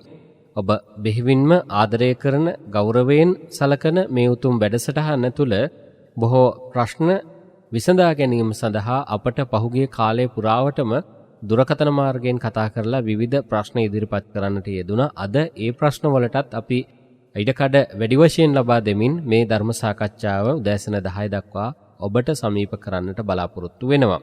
ඒ අතර අපේ හාමුදුරන් වහන්සේ මේ දිනවල නාරෝපා සහ තිලෝපා කියන මේ කතා වස්තු ආශ්‍රයෙන් නැත්නම් මේ ලබන ජීවිත අත්දැකීම කොයි ආකාරයෙන්ද අපේ ජීවිතයට සමීප කරගන්නේ, අපේ ජීවිතයේ අඩුපාඩු කොයි ආකාරයෙන්ද සකස් කරගන්නේ, අපිට වරදින තැන් මොනවද, ඒ වගේම වැරදි නිවැරදි කරගන්නට මේ කතා වස්තුවේ තිබෙන ධර්ම කරුණු කොහොමද කියන කාරණා තමයි සාකච්ඡා කරමින් ඉන්නේ. ඒ අතරතුර අපි අද නව ප්‍රවිෂ්ඨයකට යොමු වෙන්නත් කල්පනා කරා. ඉන් අනතුරුව පවත්වන ධර්ම සාකච්ඡාවයි මේ ආකාරයෙන් අපි ආරම්භ කරන්නේ. අපේ හාමුදුරුවනේ අපි ජීව සහ අජීව නැත්නම් සජීවී සහ අජීවී වස්තුන් පිළිබඳව කතා බහ කරනවා. ඇත්තෙන්ම සජීවී ජීව ගුණය අපි ළඟ තියෙනවා. සජීවී ජීව ගුණය ඒක අජීවී වස්තුවකට අපි කොහොමද එක් කරලා එයත් සජීවී බවට පත් කරන්නේ කියන තැනින් අපි අද ධර්ම සාකච්ඡාව ආරම්භ කරමු. සදහවත් වාසනාවන්ත පින්වත්නි, පින්නති ඔබ හැම දෙනාටම තමා ජීවත් වන පරිසරය පතිරූපදේශවාසයක් බවට පත්කරගන්නට සදූපදේශයන් රාශයක් බුදු දහම තුළ ඉතිරී පැතිරී තියෙනවා. ඒ සමහර දේවල් බොහොම ප්‍රකටයි. එහෙමයි හාමුදුරනේ. පින්වත් ඔබට මතකයි රතන සූත්‍රයේ පසුබිම. විශාලා මහනුවර රෝග බය, දුර්භික්ෂ බය, අමනුෂ්‍ය බය කියන බයෝපද්‍රවයන් තුනම ඉතිරී පැතිරී ගිය කාලෙක භාග්‍යතුන් වහන්සේ වැඩම කරලා තමන් වහන්සේගේ අධ්‍යාත්මික සජීවී ගුණයත් එහෙමයි. තම ශ්‍රාවකයන් වහන්සේලගේ අධ්‍යාත්මික සජීවී විශේෂ ගුණයත් එක්රැස් කරලා පැන් ටිකක් අරගෙන ඒ පැන්වලට සජීවී ගුණ එකතු කරලා එහෙමයි. බුළු මහත් විශාලා මහනගරයේම සතියක් පුරාම පිරිත් දේශනා කරමින් පිරිත් පැකියින්ට අනුශාසනා කළා. අන්න අපට ඉතාම හොඳ සාධකයක් අධ්‍යාත්මිකව සජීවී පුද්ගලයෙකු තුළ තියෙන ගුණවත්කම. තව කෙනෙකුට ආදේශ කරලා නැත තව වස්තුවකට ආදේශ කරලා ඒ වස්තුවෙන් නිකුත්වන බලය පාවිච්චි කරලා තව කෙනෙකුට පවතින දුක්ඛ බය රෝග උපද්‍රවයන් දුරු කරන්න අවශ්‍ය ශක්තිය ලැබෙන බවට සාධකයක්. එහෙමයි හාමුදුරනේ. ඒක එදා විතරක් නෙමෙයි. අදත් ඒ ආකාරයෙන්ම ක්‍රියාත්මක බව අපි දන්නවා. ඒ වගේම සමහර කෙනෙකුගේ ආයු සම්පත්තිය දීර්ඝ කරන අර දීඝායු කුමාරයා කතාවක් අපි අහලා තියෙනවා. එහෙමයි. 7 දවසක් ආයුෂ තියෙන්නේ කියලා සිහිපත් කළාම භාග්‍යවතුන් වහන්සේ දේශනා කරන මේ කුමාරයා වට කරගෙන 7 දවසක් පිරිත් කියන්නේ. එහෙමයි. ඒ 7 දවසක් පිරිත් කීමේ ලැබෙන ආනිසංසය නිසා 100ක් වස් ආයු ලැබුණයි කියලා අපි අහලා තියෙනවා. එහෙමයි. ඒ වගේ කෙනෙකුට යම් කිසි උවදුරක් විපතක් තියෙනවා නම් ඒවා පෙනෙන උවදුරු විපත්ති වෙන්න පුළුවන්. නොපෙනෙන උවදුරු විපත්ති වෙන්න පුළුවන්. ඒ වගේ අත්මිදීගෙන ජීවිතයේ ස්වභාවයක් උදාපත් කරගන්නට අර අවිඥානික වස්තු වලට ගොඩනගන සවිඥානික මහා බලය ඒකාන්තයෙන් හේතුපකාරයි. එහෙමයි. ඕකේම අනිත් පැත්තත් කතා කරාට කමක් නැහැ. එහෙමයි හාමුදුරනේ. ඒ තමයි තව කෙනෙකුට විපතක් වේවා කියලා හිතනවා නම් යම් කිසි සජීවී පුද්ගලයෙක්. එයාටත් පුළුවන් අර හුණියම් කරනවා කියලා අපි කියන්නේ. එහෙමයි. මිරිස් ටිකක් අරගෙන මතුරලා, ආහාර ටිකක් අරගෙන මතුරලා, බෑට ටිකක් අරගෙන මතුරලා අර අජීවී වස්තු වලට සජීවී වූ දුෂ්ට බලයක් එකතු කරනවා. එහෙමයි. ඒ තුලින් ඒවා ඉහලා අර සෝභාමත් ජීවිත ගත කරන අයට විපත්ති උදාපත් කරන්න පුළුවන්. එහෙමයි. අපි ඒක අද ඊ නෙවෙයි අවුරුදු 2000 ගාන සමාජයේ පවතින දෙයක්, පිළිගන්නා දෙයක්. අපිට මෙහෙම වුණේ කුමක් නිසාද කියලා බලන්න ඕන කියලා දේවාලයකට ගියාම සමහර වෙලාවට සමහර සත්‍ය ඉදිරිපත් කරන දේවාල තියෙනවා. ඒවෙන් කියනවා ඔබට හුණියමක් කරලා. එහෙමයි. මේ හුණියමට සමහරට සුරේකට තෙල් මතුරලා දාලා. එහෙමයි. තඹත හඩුවකට ජීවම් කරලා දාලා. ආන් ඒකේ බලපෑම තමයි ඔබට මේ සිද්ධ වුණේ කියලා ඒක කපන්න නැත්නම් ඒකට කපනවා කියලා කියන්නේ ඒකට විරුද්ධව ප්‍රතිවිරෝධී ආධ්‍යාත්මික ගුණවත් ශක්තියක් යොදවමින් අර ඇති වෙන විපත්තිකර තත්ත්වයෙන් අත්මිදී ගන්නත් පුළුවන්කම තියෙනවා. එහෙමයි. ওই විදිහට හරි අපූර්ව සබඳතාවයක් වචනෙන් විස්තර කර නොහැකි අපූර්ව ශක්තියක් මේ සජීවී සිතක් තුළ අජීවී වස්තුන්ට ආදේශ කරමින් ආපහු සජීවී පුද්ගලයන්ට ඒකෙන් ශාන්තියක් වගේ විපතක් උදාපත් කරගන්න පුළුවන් බවත් අපි තේරුම් ගන්න ඕනේ. එහෙමයි. අපි හාමුදුරනේ දැන් අපි කෙනෙකුට අයහපතක් සිද්ධ කරන්න කියලා හිතාගෙන මොනවා හරි කොමන ස්ථානයකදී ක්‍රියාවක් සිද්ධ කරනවනේ. හැබැයි එතකොට හිත දන්නවනේ මේක අයහපත් ක්‍රියාවක් මම මේ කරන්න කියලා ඉවර වෙලා. එතකොට අපි මේ කරන ක්‍රියාවෙන් ඒ අදාළ කෙනාට නැත්නම් අදාළ පාර්ශවයට අයහපතක් වෙන්න පුළුවන්. හැබැයි తాවකාලික සතුටක් අපේ ජීවිතයට ලැබෙන්න පුළුවන්.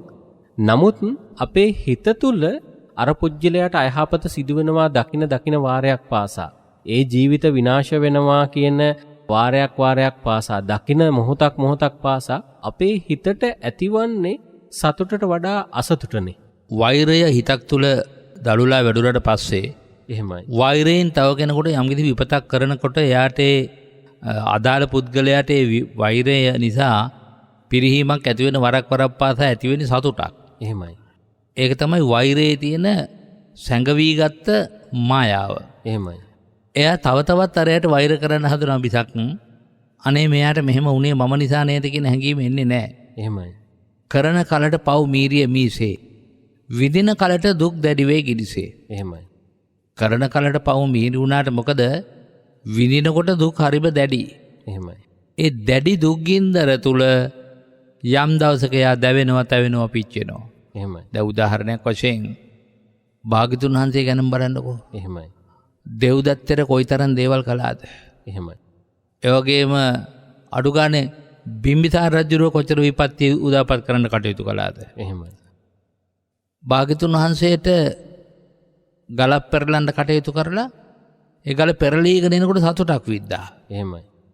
ඒ වගේම නාලාගිරි යතාට මත් කරවලා භාග්‍යතුන් වහන්සේලාගේ ඉදිරියට එනකොට කුංචනාද දීගෙන පැත්තකින් බලා ඉඳලා සතුටක් වින්දා. එහෙමයි.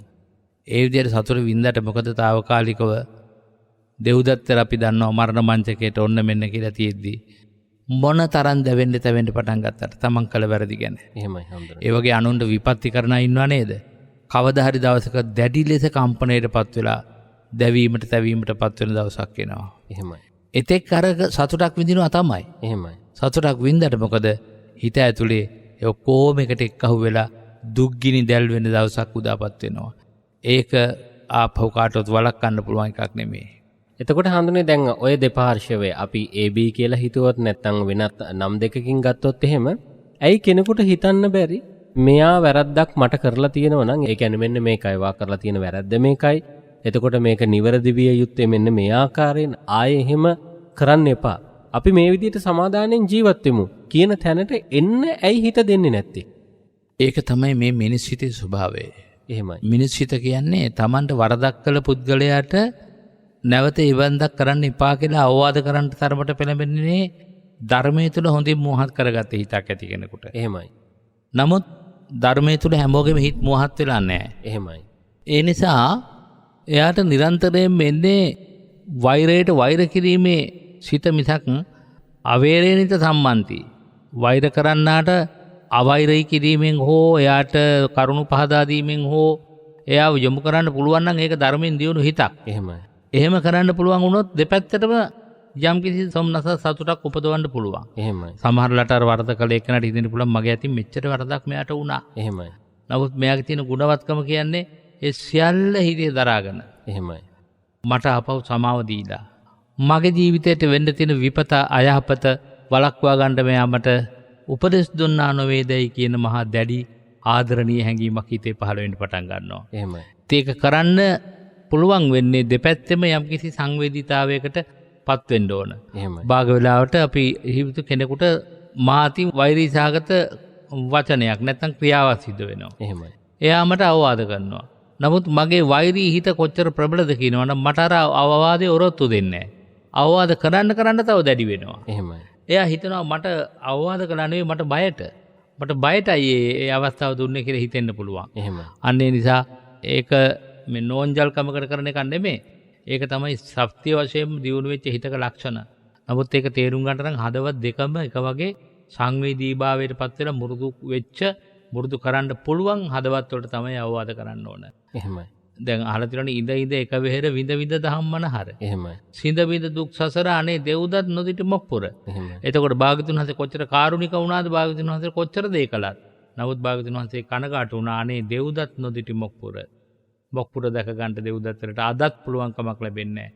භාග්‍යතුන් වහන්සේ ජීවමානව වැඩ ඉන්න ගුණයක් වශයෙන් ගත්තොත් අදත් භාග්‍යතුන් වහන්සේ අනුකම්පා කරන දෙව්දත්තරට. එහෙමයි.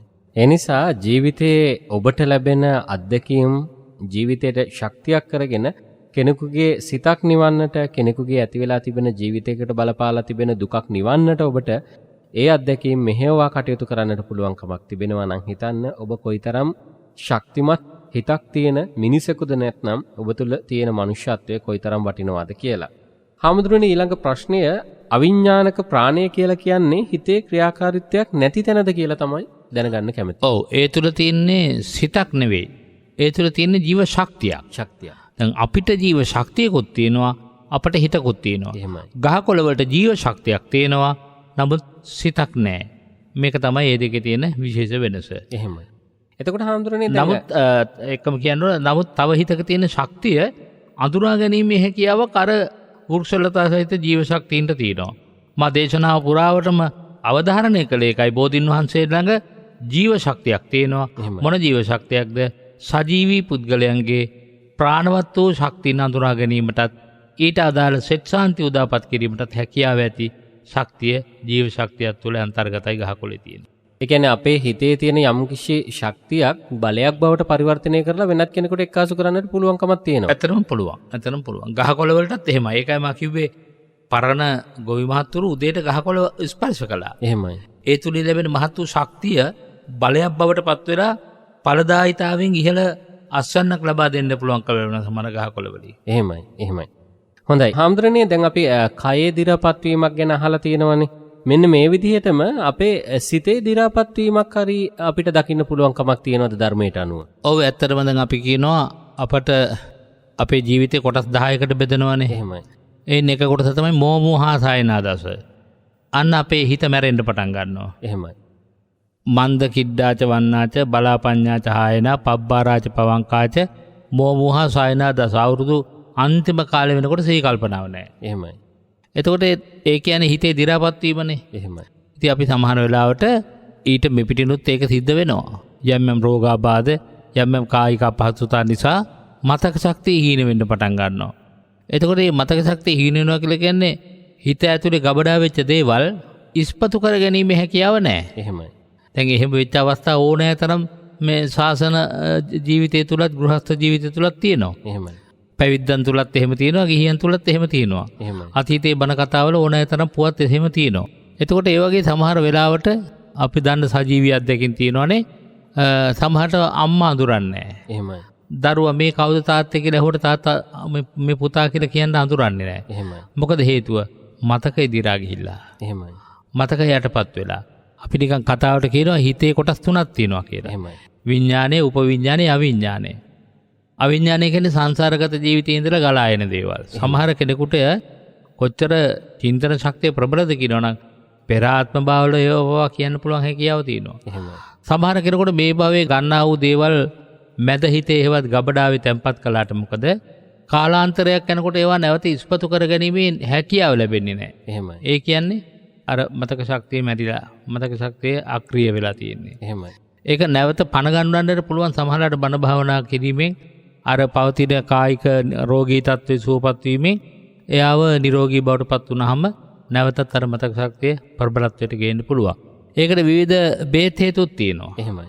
ඒවා එක්තරා తాවකාලික පැලස්තර. එහෙමයි. නමුත් යම් යම් මතක ශක්තිය හීන වෙලා යන අයට ඒ බේත් හේතු දුන්නා මේ මානසික රෝගී තත්ත්වයක් ඇත්තට මේක එකතකට ඒ රෝගී තත්ත්වය සුවපත් වෙලා මතක ශක්තිය ප්‍රබලත්වයට පත් කරගන්න පුළුවන්. එහෙමයි.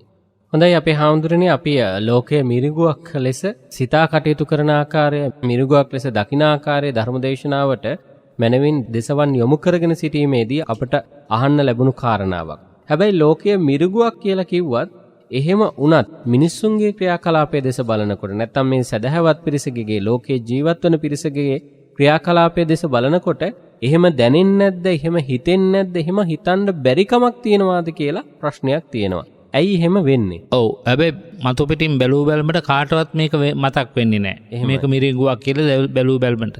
එයාට ලෝකයක ගනුදෙනු කිරීමෙන් යම් දවසක ලෝකයේ හිස් බව වැටහෙන්න පටන් ගත්තොත් එහෙම අත්දැකීම් තුන මම හේව් සැපේද මේක?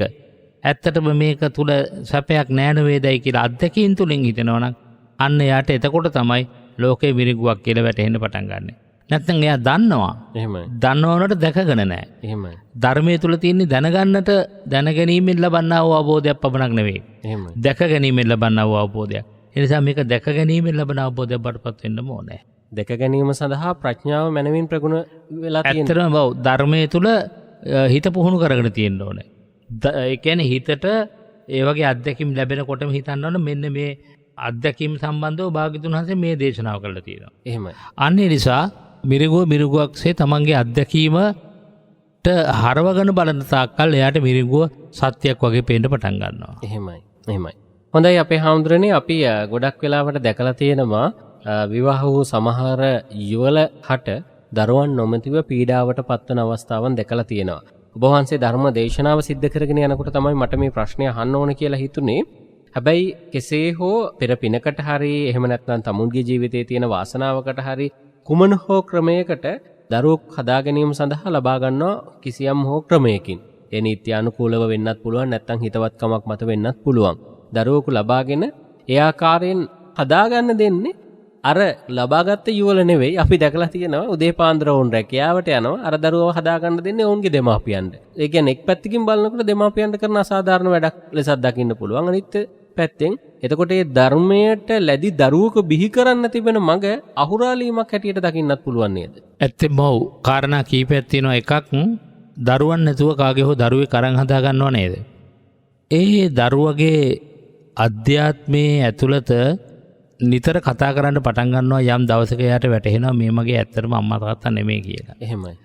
එදාට සමහර දරුවෝ ඊටාම දැඩි ලෙස අර තමන් හදාගන්න ගත්ත මව්පියන්ට එරෙහි වෙනවා. එහෙමයි. ඒක පැත්තක්.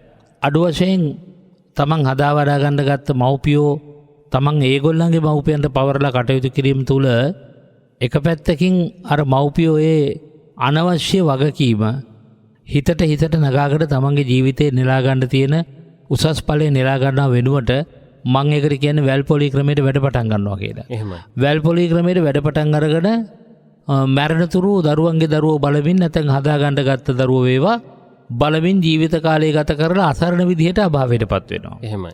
එදාට යාට නසන්ති පුත්තා තානාය නපිතා නපි බන්දවා අන්ත කේනාදි පන්නස්ස නත්ති ඥාතිසු තානතා කියලා වදාළ විදිහට මරණ මංචකයට යන කල්හි නසන්ති පුත්තා තානාය කියන්නේ ආරක්ෂාව රැකවරණය පිහිට කිසිවක් අර දරුවන්ගෙන් ලැබෙන්නේ නැහැ. එහෙමයි. දරුවන්ගෙන් ලැබෙන්නේ නැහැ. දරුවන්ගේ දරුවෝ හදා ගන්න ගත්තා කියලා ලැබෙන්නේත් නැහැ. එහෙමයි. නසන්ති පුත්තා තානාය නපිතා නපි බන්දවා කිසිම ඥාතියෙකුගේ පිහිටක් පිළිසරණක් ලැබෙන්නේත් නැහැ. කෙසේ වෙතත් හදා ගන්න ගත්ත දරුවෙකුගේ අයිතිය තමා වෙත පවරා ගන්න ලෞකික වශයෙන්. එහෙමයි. ආධ්‍යාත්මික වශයෙන් නෙමෙයි. එහෙමයි. අධ්‍යාත්මේ රවට ගනමනේ මගේ ලොකු පුතා මගේ චූටි පුතා කියලා කියන්නේ අධ්‍යාත්මේ රවටගෙන. එහෙමයි. ඇත්තටම පුත්‍රස්නේහය බාහිරින් හදාගෙන මිසක් අධ්‍යාත්මිකව හදාගන්න නෙවෙයි. ඒ නිසා අධ්‍යාත්මිකව හදාගන්න තත්වයත් බාහිරින් හදාගන්න තත්වයත් පැහැදිලිවම දෙකක්. එහෙමයි. ඒක කවදා හරි දවසක ජීවිතය අත්දකින්න පුළුවන්. මම නිතර කියන්නේ දරුවෝ නැත්තම් නිකන් ඉන්න. එහෙමයි. හදාගන්න දරුවෙක් ගත්තොත් අනුන්ගේ කා අනුන්ගේමයි කියන එක දැනගෙන දරුවෝ හදාගන්න ගන්න එහෙම අත්දැකීම් මේ බණහන ඕන කෙනෙක් තරම් පිරිසට ඇති කියලාත් මං හිතනවා. එහෙමයි. එහෙමයි අපේ හාමුදුරුවෝ. ඒකෙන් අදහස් කරන්නේ වෛර කරන්න, පරිගන්න, හදාගන්න ගන්න එපා කියන එක නෙමෙයි. දැනගෙන තේරුම් ගන්න. එහෙමයි. දැනගෙන හදාගන්න. ඒ කියන්නේ ඔබේ ඇති දේපොළ පිට යනවාට ඔබේ පාළුව කාන්සිය මකා ගන්න, ඒ වගේම ඔබට ජීවිතයේ අන්තිම කාලේ කාත් කවුරුවත් නැති වෙයි, මෙයා මට පිට වෙයි කියන හැඟීම ඇති කරගත්තගෙන දරුවෝ හදාගන්න ගන්න. ඒකට කමක් නැහැ. නමුත් අර ටික තේරුම් අරගෙන ඉන්න ඕනේ. එහෙමයි. අනුන්ගේ කා අනුන්ගේමයි කියන කාරණාව. මොකද ඒක තේරුම් අරගෙන ඔබේ පෙරපිනකට හැබැයි ළඟ ආත්ම භාවයක තමන්ගේ දරුවෙක් වෙලා ඉඳලා මේ ආත්ම භාවයේ පිට මවකගේ කුසේ උපන්නර කමක් නැහැ. ඔබට ලං වෙලා වඩා තමන් වදාපු දරුවන්ට වඩා හොඳයි. එහෙමයි. තමන්ව රැක බලා ගන්න දරුවොත් ඉන්න බව අමතක කරන්න හොඳ නැහැ. නැත්තම් මේ බණ අන්තයට ගත්තා වෙනවා. එහෙමයි හාමුදුරනේ. ඔව් මං අහන්නක් ගියෙත් ඒකයි බැරි වෙලාවත් අපේ හාමුදුරනේ දැන් ඔය වගේ සිද්ධාන්තයක් සිද්ධ වෙලා දරුවෙකු හදන්න අරගෙන පසු කාලිනව දරුවන් ලැබුණු මව්පියන් ඉන්නවා. එතකොට යම්කිසි ආකාරයක ගැටුමක් නිර්මාණය වෙන්නටත් පුළුවන්. එවැනි තත්වයක් කොහොමද හිතින් සමනය කරගන්නේ කියලා තමයි ඊළඟ ප්‍රශ්නේ අහන්න කියලා හිතුවේ. ඔව් ඒක හරි අමාරු වැඩක්. හරි අමාරු වැඩක් කියලා කියන්නේ ඒක මව්පියන්ට අමාරු නෑ. මව්පියෝ පළවෙනි පියවරේදී ඒ දරුවට දරු සෙනෙහස උපද්දවපු නිසා අර දැන් උදාහරණයක් වශයෙන් ගත්තාම පළදරන් නැති දෙහි ගහකට එහෙමයි. පොල්ලෙලිය එල්ලනවා. එහෙමයි. එතකොට ඒ පොල්ලෙලිය වලින් බර වෙනවා ගහ. එහෙමයි. ඒ ගහ බර වීම නිසා ගහ සංවේදී වෙනවා, Tamanට පටාව ඉන්නවා, Tamanගේ ගහේ පළ තියෙනවා කියලා. එහෙමයි. එයින් පස්සේ ඒ ගහ ඇත්තටම පළදරට පටන් ගන්නවා. ඒ වගේ සිද්ධියක් තමයි ඔබ අහන්නේ. එහෙමයි. එතකොට මව්පියෝ සමහරට අර ඉස්සෙල්ලා හදාගන්න ගත්ත දරුවයි පස්සේ කාලෙකදී Tamanට ලැබිච්ච දරුවයි අතරේ වෙනසක් දකින්නේ නැහැ. එහෙමයි. නමුත් කවදා හෝ දවසක අර Taman හදාගන්න ගත්තේ නැති Tamanගේ දරුවෝ ඉන්නවනේ. එහෙමයි. ඒ දරුවන්ට වැටහීමක් ආවොත් මෙයා හදාගන්න ගත්ත එක්කෙනෙක් කියලා එයා අතරත ඇතිවෙන යම් යම් වාචික විරසක කවදා හරි එනවා. ඒ වගේම හදාගන්න ගත්ත එක්කෙනාට හිතුනොත් එහෙම මම හදාගන්න ගත්ත කෙනෙක්, මම පිට කෙනෙක්, මේ ඉන්නේ මේ අම්මගේ තාත්තගේ දරුවෝ තමයි කියලා පොඩි වේදනාකාරී මානසිකත්වයක් ඇති වෙන්න පුළුවන්. එහෙමයි. එහෙම නොවන අවස්ථාවක් තියෙනවා. නමුත් එහෙම වෙන්න තියෙන අවස්ථා හුඟක් වැඩි. එහෙමයි. හොඳයි. සියල්ල සිතින් දරාගෙන ඔබට ඔබේ ගමන සාක්ෂාත් කරගන්නට පුළුවන්කමක් තිබෙනවා. හැබැයි ඒ ධර්මයට ලං වෙලා ධර්මයේ තිබෙන අසිරිය ජීවිතයට ලං කරගත්තොත් විතරයි. නැත්නම් ඔබට හැමදාමත් දුකෙන් ශෝකයෙන් තමයි වෙන්නට සිද්ධ වෙන්නේ. හාමුදුරනේ ඔබ වහන්සේ ධර්ම දේශනා කරන මොහොතේදී සහ ඇතම් ධර්ම දේශනාවන් වලදී ඒ වගේම විවිධ අවස්ථාවන් වලදී ඔබ වහන්සේ දේශනා කරන කාරණාවක් තමයි සම්මා සම්බුදුරජාණන් වහන්සේ දේශනා කරලා තියෙනවා ලෝකයාට අනුකම්පා කරන්න කියලා. හැබැයි ලෝකයාට අනුකම්පා කරන්න කියලා කිව්වත් අපේ හාමුදුරනේ අපි දැකලා තියෙනවා තමුන්ගේ ජීවිතයටත් අනුකම්පා නොකරන පිරිස් මේ සමාජයේ වුණ තරම් ජීවත් වෙනවා. ඇයි එහෙම වෙන්නේ? ඔව් භාග්‍යතුන් වහන්සේ වදාලා ඒක ටිකක් අමාරු දුෂ්කර වැඩක් තමන්ගේ ජීවිතයට තමන් ආදරය කරන එක. එහෙමයි. සමහරට තමන්ගේ ජීවිතය වෙනුවෙන් මුණ දෙන්න සිද්ධ වෙච්ච බොහෝ දේවල් නිසා අනුන්ගෙන් තමන්ට ජීවත් වෙනකොට ඇති වෙච්ච පරිබෝධ නිසා තමන්ට තමන්ගේ ජීවිතේ එපා වෙනවා. එහෙමයි. බොහෝ දිනෙක බලන්න අහවලාගෙන් මට මේක වුණා, අහවලාගෙන් බලාපොරොත්තු වුණු ආදරය මට ලැබුණේ ආදී වශයෙන් අහවලාගෙන් මට මෙහෙම වෙනස්කම් සිද්ධ වුණා, මම බලාපොරොත්තු වෙච්ච දේවල් එහෙම ඉෂ්ට වුණේ නැහැ කියලා තමන්ගේ ජීවිතෙන් තමන් පලි ගන්නවා. එහෙමයි. ඉතින් ඒක ස්වභාවික වශයෙන් හරි ඉක්මනින් සිද්ධ වෙන්න පුළුවන් දෙයක්. එහෙමයි. දැන් වෙන එකක් තියා මිනිහෙක් තමන්ගේ ජීවිතයට එන ප්‍රශ්න වලට මුහුණ දී ගන්න බැරුව එක්කෝ වසවිස පානය කරනවා. එහෙමයි. මැරෙන්නම හිතාගෙන. එහෙමයි. තව සමහර කෙනෙක් වෙනත් මත්ද්‍රව්‍ය පාවිච්චි කරලා හිත විලල් කරගෙන తాවකාලික සහනයක් ලබනවා. එහෙමයි. ඒ ඔක්කොම කරන්නේ තමාගේ පලි ගැනීම. එහෙමයි. අත්තානං චේපියං ජඤ්ඤා රක්කේයනං සුරක්කිතං තින්න මඤ්ඤ තරං යාමං පටිජග්ගයේ පඬිතෝ. මහණෙනි පඬිතයා කියලා කියන එක නෙවෙයි. එහෙමයි. පඬිතයා කියන එක අත්තානං චේපියං ජඤ්ඤා තමන්ට ප්‍රිය කෙනෙක් බවට පත් වෙනවා. එහෙමයි. තමන්ගේ ජීවිතය පරිසම් කරගන්න උත්සාහ කරනවා. එහෙමයි. තමන්ගේ ජීවිතය කියන්නේ ගත විතරක් නෙමෙයි. අනුන්ගෙන් එල්ල වෙන නොයෙක් තාඩට පීඩනවලදී තමන්ගේ හිතත් පරිසම් කරගන්න උත්සාහ කරනවා. එහෙමයි. මට මොන දේ කළත් හැම විටකම මං කියන වගේ තව කෙනෙකුට මම විපතක් කරන්නේ නැහැ කියලා හිතාගත්තාම එයා යාට මෛත්‍රී කරගත්ත කෙනෙක් බවට පත් වෙනවා. එහෙමයි. හොඳයි අපේ හාමුදුරනේ අපි නාරෝපා සහ තිලෝපා කතාව මේ දවස්වල ධර්මදේශනාව තුළ ශ්‍රවණය කරගෙන යන මොහොතේ අපි නිරන්තරයෙන්ම නාරෝපා සත්‍ය තමයි සොයාගෙන යන්නේ. ඇත්තටම සත්‍ය කියන්නේ මොකක්ද හාමුදුරනේ? දැන් අපිට හිතෙනවා සමහර විට විවිධ ක්‍රියාවක් කරපුවම මේක තමයි සත්‍ය කියලා. සමහර විට ආයෙ ටිකක් ඉස්සරහට යනකොට හිතන නෑ ඒක නෙමෙයි සත්‍ය කියලා. එතකොට ගැටලුවක් ඇති වෙනවා. ඇත්තටම සත්‍ය හොයාගන්නේ කොහොමද හාමුදුරනේ? භාග්‍යතුන් වහන්සේගේ දර්ශනයේ තියෙන විශේෂ වෙනසත් අනිත් ආගමික සඳහා බලනකොට අන්නේ සත්‍ය සොයා ගැනීමම තමයි. එහෙමයි. භාග්‍යතුන් වහන්සේ වදාරන වැදගත් තැනක් තියෙනවා ඒක තේරුම් ගන්න. එහෙමයි. භාග්‍යතුන් වහන්සේ වඩින්නේ කොහෙද? කිං සත්‍ය ගවේෂී කිං කුසල ගවේෂී. එහෙමයි. සත්‍යාස්ත්‍රවරු ළඟට දක්වා ආලාර කාලාම උද්දකරාම පුත භාර්ගව වැනි විවිධ තාපසවරු ළඟ භාග්‍යතුන් වහන්සේ සත්‍ය සෙව්වා. එහෙමයි. නමුත් උන්වහන්සේට සත්‍ය මුණ ගැහුනේ නැහැ. එහෙමයි. කිං සත්‍ය ගවේෂී. උන්වහන්සේගේ මොකද්ද හොයන්නේ කියලා ඇහුවම වදාලේ කිං සත්‍ය ගවේෂී මම හොයන්නේ සත්‍යයයි. එහෙමයි. ඒ කියන්නේ එතකොට අපට පේන අනිකුත් ශාස්ත්‍රවරු මැවීමක් පිළිබඳව යම් කිසි සිතුවිල්ලක් පහළ කරගෙන තිබුණා. එහෙමයි. දෛවයේ පිළිබඳ ලොකු පිළිගැනීමක් තිබුණා. එහෙමයි. කර්මයම සියල්ල සිද්ධ කරනවා කියන පිළිගැනීම තිබුණා. එහෙමයි. ඒ එකක්වත් තුල භාග්‍යතුන් වහන්සේ සත්‍ය දැක්කේ නැහැ. එහෙමයි. උන්වහන්සේ සත්‍ය දැක්කේ හේතුඵල න්‍යාය තුල. ඒ නිසා සත්‍ය අනුකුමද්ද හේතුඵල න්‍යායයි. යමෙක් හේතුඵලයේ දකින්නේද යෝ ධම්මං පස්සති එයා ධර්මයේ දැක්කයි. යෝ පටිච්චසමුප්පාදං පස්සති සෝ ධම්මං පස්සති.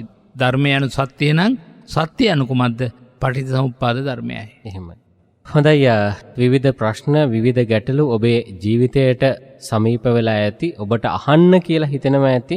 ඉතින් පුළුවන් වෙලාවට අපිට කතා බහ කරලා කියන්න. මොකද මේ දවස්වල සජීවීව අපිට වැඩසටහන සිද්ධ කරන්නට හැකියාවක් නැහැ. එක් කාරණාවක් තමයි අපේ හාමුදුරන් වහන්සේ දැඩිසේ ගිලන්ව ඉන්නේ. හාමුදුරන් වහන්සේ ගිලන්ව සිටියත් ඔබට ධර්මයේ දේශනා කරන එක නතර කරලා නැහැ. මොකද හැම වෙලාවකම කල්පනා කරන්නේ මට තිබෙන දුකට වඩා ඔබේ තිබෙන දුක නැත්නම් ධර්මයේ ශ්‍රවණය කරන සුවහසක් ලක්ෂ සංඛ්‍යාත සදහවතුන්ගේ ජීවිතවලට බලපා ඇති දුක තුනී කරන්නට පුළුවන් කමක් තිබෙනවා නම් ඒක තමයි මගේ ජීවිතයෙන් මම ලබන සතුට කියලා තමයි හාමුදුරන් වහන්සේ නිරන්තරයෙන්ම හිතන්නේ. ඉතින් මේ සිතුවිල්ල අනුව තමයි කටයුතු කරන්නේ. ඒ නිසාවෙන්ම තමයි කුමන බාධාවන් සිද්ධ වුණත් අපි නිරන්තරයෙන්ම මතක් කරන්නේ අපේ හාමුදුරන් වහන්සේ මේ ඉරිදා මෙත්නෙත් පාමුලට වැඩමවා පුළුවන් විදිහට ඒ තියෙන දුක්ඛිත තත්වයන් මගහරවාගෙන ජීවිතයට සතුට සැනසීම ඔබ වෙනුවෙන් ළඟා කරන්නට උත්සාහ කරන්නේ. හාමුදුරනේ ධර්ම දේශනාව තුළ ලාභ ලබන මග එකක් ඒ වගේම නිවන් ලබන මග එකක් කියලා ඔබ වහන්සේ දේශනා කරා. හැබැයි මේ කාරණා දෙකත් එක්කම මට හිතුණ අහන්න කියලා නිවන කියන්නෙත් එක්තරා ලාභයක් නේද? ඔව් ලෞකික ජීවිතයේදී ලැබෙන ලාභ භෞතිකයි. එහෙමයි. හැම වෙලාවෙම දැන් අපි උදාහරණයක් වශයෙන් ගත්තොත් අත්ති සුඛය, එහෙමයි. අනන සුඛය, භෝග සුඛය, අනවජ්‍ය සුඛය කියලා සැප හතරක් තියෙනවා. එහෙමයි. ඒන් හුඟා ප්‍රකට එක තමයි භෝග සුඛය. භෝග සුඛය කියලා කියන්නේ පංචේන්ද්‍රයන්ට ලැබෙන අරමුණු නිසා හිතට ඇතිවෙනා වූ සැපය. එහෙමයි. ඒකත් සැපයක්. හැබැයි ඒක හේතු නිසා හටගන්න සැපයක්. එහෙමයි. හේතු නිසා හටගන්න යම් සැපයක් ඇද්ද? හේතු අනිත්‍ය වන බැවින් එයින් හටගන්නා වූ සැපේද අනිත්‍යයි. එහෙමයි. නමුත් නිවන කියලා කියන්නේ අකාර්තුක එකක්, අසංකත එකක්. ඒ කියන්නේ කිසිවෙක් විසින් සකස් කරන ලද එකක්. එහෙමයි. ඡන්ද ජාතෝ අනක්කාතේ. කවරෙක්වත් විසින් කරවා දෙන හෝ කවරෙකුගේ බලයකින් හෝ ලැබෙන්නා වූ දෙයක් නොවේ. එහෙමයි. එය තමාගේම අධ්‍යාත්මික තත්ත්වය තුළ ලෝකයේ සමග ඇති සකල බන්ධනයන්ගෙන් හිත අත්මුදවා ගැනීමෙන් ලබන්නා වූ සැපයට නිවන් සැපේ කියනවා. එහෙමයි. ලෝකයේ සමග ඇලෙමින් ලබා ගන්නා වූ යම් කිසි සැපයක් ඇද්ද? ඒකට ලෞකික සැපයයි කියනවා. එහෙමයි. ඕක තමයි ඔය දෙකේ තියෙන විශේෂ වෙනස. එහෙමයි. හොඳයි හාමුදුරනේ, අපි ඊළඟට ඔබ වහන්සේගේ ධර්මදේශනාව ආශ්‍රයෙන් තමයි මේ ප්‍රශ්න සියල්ලම විමසන්න කියලා හිතුනේ. උපනූපන් ಜಾතිවත් මට නම් මෙයා පේන්න එපා කියලා කියනවා. මේ වගේ කෙනෙක් නම් මගේ ජීවිතයටත් ලං වෙන්න එපා කියලා කියනවා. ආයෙනම් මේ වගේ ආශ්‍රයක් මට මේ ජීවිතයේද සහ මතු ජීවිතයකවත් ලං වෙන්න එපා කියලා කියනවා. එහෙම වුණාම ඇත්තටම අනාගතයේදී යම්කිසි දවසක කිසිම කෙනෙක් ජීවිතයට ලං නොවී ඉන්න පුළුවන්. නෑ, තමන් ප්‍රාර්ථනා කරන අය ඉන්නවනේ. එහෙමයි. එයා තමයි ආපහු මුණ නොගැහෙන්නේ. එහෙමයි.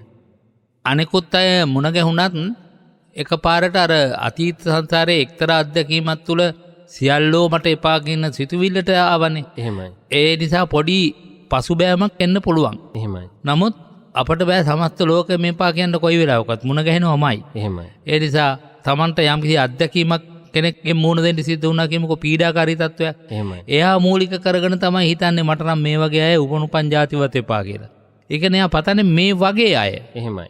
මේ වගේ අය ඇරෙන්න සියලු දෙනා ගැන නෙවෙයි මේ කියන්නේ ඇත්තටම. එහෙමයි. මේ වගේ අය ආපහු එයාට මුණ ගැහෙන්නේ නැහැ. මොකද එයා යම්කිසි අකුසල කර්ම විපාකයක් නිසා නම් එයාට දුක් පීඩා දෙන අය මේ බහිදි මුණ ගැහුනේ. එයාට පුළුවන්කම තියෙනවා පොනුපන් ජාතිවත් ඒ වගේ අය මුණ නොගැහී ඉන්න. නමුත් අනිත් යහපත් කල්යාණ මිත්‍රයෝ මුණ ගැහෙනවා. මේ සැප කියන කාරණාව නිසා වෙනද අපේ හාමුදුරනේ ඔය සිතුවිලි ඇති වෙන්නේ. ඇත්තටම ඔව්. දැන් මිනිස්සු කල්යාණ මිත්‍රත්වයේ සැපයක්. එහෙමයි. එතකොට පාපී මිත්‍රය, පාපී ආශ්‍රය බලවත් වූ දුකක්. එහෙමයි. ඒ නිසා මිනිස්සු බලාපොරොත්තු වෙන්නේ මොකද? සුඛකාමා දුක්ඛ පටික්කුලා. සැපේමයි කැමති වෙන්නේ, දුක පිළිකුල් කරනවා. එහෙමයි. එක් ප්‍රශ්නයකට යොමු වෙන්න කියලා හිතුවා. මේ අසන්නන් බොහෝ ප්‍රශ්න වල තියෙනවා හාමුදුරනේ. නමුත් ධර්ම දේශනාව ආශ්‍රයෙන් විවිධ ගැටලු ප්‍රශ්න තිබෙන නිසා ඒ ප්‍රශ්න වලට මූලික ස්ථානය දීලා මේ අසන්නන් අපිට දුරකථන මාර්ගයෙන් කතා බහ කරලා මෙන්න මේ ප්‍රශ්නේ අහන්න අපි ටිකක් අසරණ වෙලා ඉන්නවා. සමහර විට මේක එක්කිනෙකුට බලපෑවත් බොහෝ පිරිසකට බලපෑ ඇති ප්‍රශ්නයක් වෙන්නට පුළුවන්. අපේ ආදරණීය මෑණියන් වහන්සේ කෙනෙක් අපේ හාමුදුරනේ කතා කරලා කිව්වා මේ වස්සාන කාලය නිසා කංචුක පැළඳීමක් සිද්ධ කරන්න බලාපොරොත්තුවෙන් ඉන්නවා කියලා. එතකොට මේ මෑණියන්ට කියලා තියෙනවා තවත් කෙනෙක් ඕවා කරන්න එපා, ඕවා නිකන් බොරු වැඩ කියලා ඉවර වෙලා. ඇත්තටම හාමුදුරනේ ප්‍රශ්න කීපයක් තියෙනවා මේ ගැටලුවත් එක්ක මම ඔබ වහන්සේගෙන් අහන්නේ. එකක්, අපි ඇයි කංචුකයක් පළඳවන්නේ? අනිත් ගැටලුව තමයි අපි එක එක වර්ණ වලින් යුක්ත කංචුක පළඳවනවා. අපි දැකලා තියෙනවා සමහර විට හාමුදුරන් වහන්සේ පොරවන සිවුරේ පාට අනුව කංචුක පළඳවනවා. ඒ වගේම බුද්ධ රශ්මි ධාරාව අනුව ෂඩ්වර්ණයෙන් යුක්ත කංචුක පළඳවනවා. තවත් විවිධ වර්ණ ගන්නලා කංචුක පැළඳවීම සිද්ධ කරනවා. එහෙම කරාට කමක් නැද්ද? ඇයි එහෙම කරන්නේ? ඒ වගේම තමයි කංචුක පැළඳවීම නිසා අපිට ලැබෙනවා නම් මොනවා හරි ආනිසංසයක් හරි පිනක් හරි මොන විදිහටද අපිට ලැබෙන්නේ සහ සම්මා සම්බුදුරජාණන් වහන්සේගේ මොන නැත්නම් කුමන ගුණ කදම්බයක් උදෙසාද අපි මේ කංචුක පැළඳවීම සිද්ධ කරන්නේ? කංචුකේ කියන්නේ වස්ත්‍ර පූජාවක්නේ. එහෙමයි. භාග්‍යවතුන් වහන්සේ වස්ත්‍ර පූජාව අගය කරනවා වන්න දෝ හෝති වත්ත දෝ කියලා. එහෙමයි. යමෙකුට සංසාරික ජීවිතයේ පුරාවටම හොඳ රූප සම්පත්තියක් ලැබිලා, එහෙමයි. වර්ණ සම්පත්තියක් ලැබිලා, දුටුවන්ගේ මන දන්න නුවන් පහදවන ස්වභාවයක් පහළ වෙනවා නම් ඒ තමයි ඔය කංචුක පූජාවේ ආනිසංස. එහෙමයි. භාග්‍යවත් බුදුරජාණන් වහන්සේ උදෙසා යම්කිසි කෙනෙක් චීවර පූජාවකින් වේවා, වර්ණේ කුමක් වුණත් කමන්නේ වස්ත්‍ර පූජාවකින් සෑරදුන් වහන්සේ නමක් ආවරණය කොට මේ පූජාව භාග්‍යතුන් වහන්සේට පූජා වේවා කියන එක මහත්ඵල එකක්. එහෙමයි. ඒ මහා නිසංස එකක්. එහෙමයි. ඒක කවුරුවත් හෙලාතලා දකින්න ඕනේ නැහැ. දැන් අපි එහෙමනම් භාග්‍යතුන් වහන්සේට ආහාර පාන තැන්පත් කරලා පූජා කරන එකත් වැරදි වෙන්න ඕනේ. එහෙමයි. එතකොට සමහර රාන් රෙදි මුතුමැණික් තව නොයෙක් ආකාර දේවල් භාග්‍යතුන් වහන්සේට පූජා කරනවා අපි. එහෙමයි. කොටිම කියනවා නම් කප්රුක් පූජාව. එහෙමයි. බලන්න සියලු භවභෝග සම්පත් අපි එදිනදා පරිහරණයට ගන්නාව සියලු භවභෝග සම්පත් භාග්‍යතුන් වහන්සේට පූජා කරනවා. එහෙමයි. දැන් මම නිතරම කියන්නේ අපි ජීවමාන බුද්ධෝපස්ථාන කරනවා නම් භාග්‍යතුන් වහන්සේට සැරයටියක්, භාග්‍යතුන් වහන්සේට මිරිවැඩි සංගලක්, එහෙමයි. භාග්‍යතුන් වහන්සේට තුන් සිවුරු ඇතුළු කරගත්ත නොයෙක් ආකාර පූජාව පවත්වනවා භාග්‍යතුන් වහන්සේට. එහෙමයි. ඒක ඊටමත් ඉහළ ආනිසංසයක්. ඒ නිසා සමහර කෙනෙක් තුන් මාසෙම නෙළුම් මල් මහනවා. එහෙමයි. කප්රුක් පූජාවක් කරගන්න. එහෙමයි. ඒක බොහොම ආනිසංසයි. එක පාරට ගිහිල්ලා සල්ලි දීලා කඩෙන් ගන්නවට යමක් වඩා තමන්ගේ දෝතින් තවත් පිරිස් එක්ක අහු කරගෙන ඒ වගේ පූජාවක් කිරීමෙන් බලවත් වූ කුසල් සිතුවිලි පහළ වෙනවනේ. එහෙමයි. ඒ නිසා ඒක මහත් ආනිසංසයක් මිස ඒක ලාමක ධර්මයක් නෙමෙයි. ඒක බොහොම අගය කළ යුතු ධර්මතාවයක්. පුණ්‍ය පක්ෂයේ ප්‍රබල පින්කම් අතරත එකක් තමයි කප්රුක් පූජාව. එහෙමයි. අනිත් එක හඳුරන්නේ දැන් කංචුකයක් පළඳවන්න ගියපුවම මහා විශාල පිරිසක් එක්කාසු වෙනවා. එතනම මේ විශාල පිනක් සහ අර දායක පාර්ශවයේ වැඩි නිසා ඔවුන්ගේ සිත්වලට සතුට එක්කාසු කරන්න පුළුවන් කමක් තියෙනවා. ඔව් ඇත්තටම දැන් පරිවාර සම්පත්තිය ලබා ගන්න හොඳ අවස්ථාවක් නේ ඒක. එහෙමයි. මම ඒකයි කිව්වේ තනියම සල්ලි තියෙනවා ඒ නිසා ගිහිල්ලා මම කප්රුකක් අරගෙන ගිහිල්ලා පූජා කරනවා කියනට වඩා මා දැකලා තියෙන ඕනෑ තරම් කප්රුක් පූජාවක් වෙනුවෙන් බස් ගණන් මිනිස්සු එකතු කරලා. එහෙමයි. Taman තමයි හදන්නේ. එහෙමයි. නමුත් ඒක පූජා කරන පින්කමට එකතු කරගෙන යනවා. එහෙමයි. ලස්සන පින්කමක් කරනවා විශාල පිරිසකගේ සාදුනාදේව මොනතරම් ආනිසංසයක්ද. එහෙමයි. ඒ පින්කම කරන ඇත්තාට කොච්චර සෙත් ප්‍රාර්ථනා කරනවද එතකොට. එහෙමයි. අනේ මේ වගේ පින්කමක් කරගන්න අපිවත් දායක කරගත්තා ඔයාට ගොඩක් පින් කියලා ආශිර්වාද කරනවානේ. ඒ ආශිර්වාදය ලබා ගන්න පුළුවන්කම ලැබෙනවා නම් ඒක ලොකු පිනක්. එහෙමයි. හොඳයි. ඉතින් අපිට ලැබිලා තිබෙන කාලය අනුව ඔබේ තිබෙන ප්‍රශ්න වලටත් ඉඩකඩ ලබා දෙන්නට අවස්ථාවක් කරගන්නවා. මොකද සජීවීව වැඩසටහන සිද්ධ කරද්දී අපි දන්නවා දුරකථන මාර්ගයෙන් ඔබ සජීවීව ප්‍රශ්න යොමු කරා. නමුත් සජීවී වැඩසටහන සිද්ධ කරන්න පුළුවන් කාලයක් නෙවෙයි මේ කාලේ. මොකද බොහෝ ප්‍රශ්න තිබෙනවා, ගැටලු තිබෙනවා, විශේෂයෙන්ම අපේ හාමුදුරන් වහන්සේගේ රෝගී තත්ත්වය තිබෙනවා. ඉතින් ඒ නිසා අපි ඔබට මතක් කරනවා පුළුවන් විදිහට අපිට කතා බහ කරලා ඔබට යම් ගැටලුවක් තිබෙනවා නම් අපේ හාමුදුරන් වහන්සේගෙන් විසඳා ගන්න. ධර්මයට අදාළව නැත්නම් ඔබේ ජීවිතයට අදාළව ඔබේ ජීවිතයට අදාළ ගැටලුව සුවහසක් ලක්ෂ සංඛ්‍යාත පිරිසකගේ ජීවිතවලට බලපාලා ඇති. ඒ නිසා ඔබට ලබා දෙන පිළිතුර ඒ ජීවිත සුවපත් කරගන්නටත් හේතුවක් වෙන්න පුළුවන්. ඒ නිසාවෙන් යම් ගැටලුවක් තිබෙනවා නම් අපිට කතා කරලා ඒ ගැටලුව අපිට කියන්න නැත්නම් අපිට ලබා දෙන්න අපි පුළුවන් විදිහට ඉඩ තිබෙන විදිහට ඒ ගැටලුව හාමුදුරන් වහන්සේට යොමු කරලා ධර්මයට අනුව ඔබට පිළිතුරු ලබා දෙන්නට කටයුතු සූදානම් කරලා ඒ අවස්ථාව උදා කර දෙන්නම්. අපේ හාමුදුරනේ වර්තමානයේ ඔබ වහන්සේගේ රෝගී තත්ත්වය ගැන සහ ප්‍රතිකාර ගැන මුලින්ම දැනගන්න කැමැතියි. පින්නත් ඔබ හැමදෙනාම තුනුරුවන්ගේ අනන්ත ගුණානුභාව ශක්තිය ශාන්තියක් බවට පත් කරමින් මට සෙත් ප්‍රාර්ථනා කළා. මා ගිය ඉරු දින හෘදය ආබාධ තත්ත්වය පිළිබඳ පරීක්ෂණයක් කළා. පින්වත්නි හිතා ගන්න තරම් බැරි සතුටක් තියෙනවා අපට ඒ සම්බන්ධව. කිසිදු ආබාධයක් හෘදය තත්ත්වය තුළ වාර්තා වුණේ නැහැ. ඒ තුළ මට ලැබිච්ච සුවපත් භාවය ඔබ හැමගේම ආශිර්වාද ශක්තියක් බවට පත් කරගන්නවා. ඒ වගේම වකුගඩු බද්ධ කිරීමේ කාර්යය නම් ඉදිරියට කරන්න නියමිතයි. දැනට ඒ සඳහා අවශ්‍ය ප්‍රතිකර්ම කරමින් සිටිනවා. ඔබට අපි ආරාධනා කළ පරිද්දෙන් බොහෝ දෙනෙක් අපට ඉදිරිපත් වුණ වකුගඩු පරිත්‍යාග කරන්න. ඒ අයට අපි සමහර විට දැනුවත් කළා. සමහර ඇත්තන්ගේ පණිවිඩ අසම්පූර්ණ නිසා තව ස්වල්ප වේලාවකින් කාර්යාලය දුරකථන අංකය ඔබට මතක් කරනවා. නැවත වතාවක් ඔබේ අවශ්‍ය තොරතුරු ලබා ගන්නා පිළිවෙල පිළිබඳව පොඩ්ඩක් සිහිපත් කළොත් අපට මොකද විශාල ප්‍රමාණයක වකුගඩු පරීක්ෂා කළා තමයි රුධිර පරීක්ෂා කිරීම කළා තමයි බද්ධ කිරීමට වකුගඩුවක් හොයාගන්න සිද්ධ වෙන්නේ. ඒ සඳහාත් නැවත ඔබට ආරාධනා කරනවා. විශේෂයෙන් ඔබට මම සෙත් ශාන්ති කිරීම වගේම ඇතර විශාල වැය ශීර්ෂයක් දරන්න සිද්ධ වුණා මේ මොහොත වන විටත්. ඉතින් ඔබ ඒ වෙනුවෙන් මට කරන සියලු ආධාර උපකාරවලට නොවක් පුණ්‍ය අනුමෝදනාව සිද්ධ කරනවා. උපනුපන් ආත්ම භාවයක් පාසා වක්කුල මහරහතන් වහන්සේට මින් පින්නති ඔබටත් නිරෝගී සම්පන්නිය ලබන්නට මට කළ ශාසනික උපකාරයේ හේතු වාසනා වේවා කියලා ප්‍රාර්ථනා කරනවා. හොඳයි අපේ හාමුදුරනේ අපි නිරන්තරයෙන්ම ඔබ වහන්සේට ප්‍රාර්ථනා කරන්නේ නිදුක් නිරෝගී සුවය චිරජීවනයේ. මොකද ඔබ වහන්සේ මේ දේශනා කරන ධර්ම දේශනාවන් තුළ නැත්නම් ධර්ම සාකච්ඡාවන් තුළ මතු කරන කරුණු ජීවිත යහපත් කරගන්නට බෙහෙවින් බලපාන නිසා. එනිසාවෙන්ම අපේ හාමුදුරනේ ඔබ වහන්සේගේ ඔය වචනයේ තිබෙන ශක්තිය, වචනයේ තිබෙන ගාම්භීරත්වය සිත්වලට දැනුන නිසා බොහෝ පිරිසක් ඔබ වහන්සේ වෙනුවෙන් ඔබ වහන්සේගේ රෝගී තත්ත්වෙන් මුදවා ගන්නට වෛද්‍ය ප්‍රතිකාර සඳහා විවිධ මූල්‍යමය උදව් උපකාර කරන්නට යෙදෙනවා. ඉතින් ඒ අනාගතයේ සිද්ධ කරන වග අපිට විශ්වාසයි.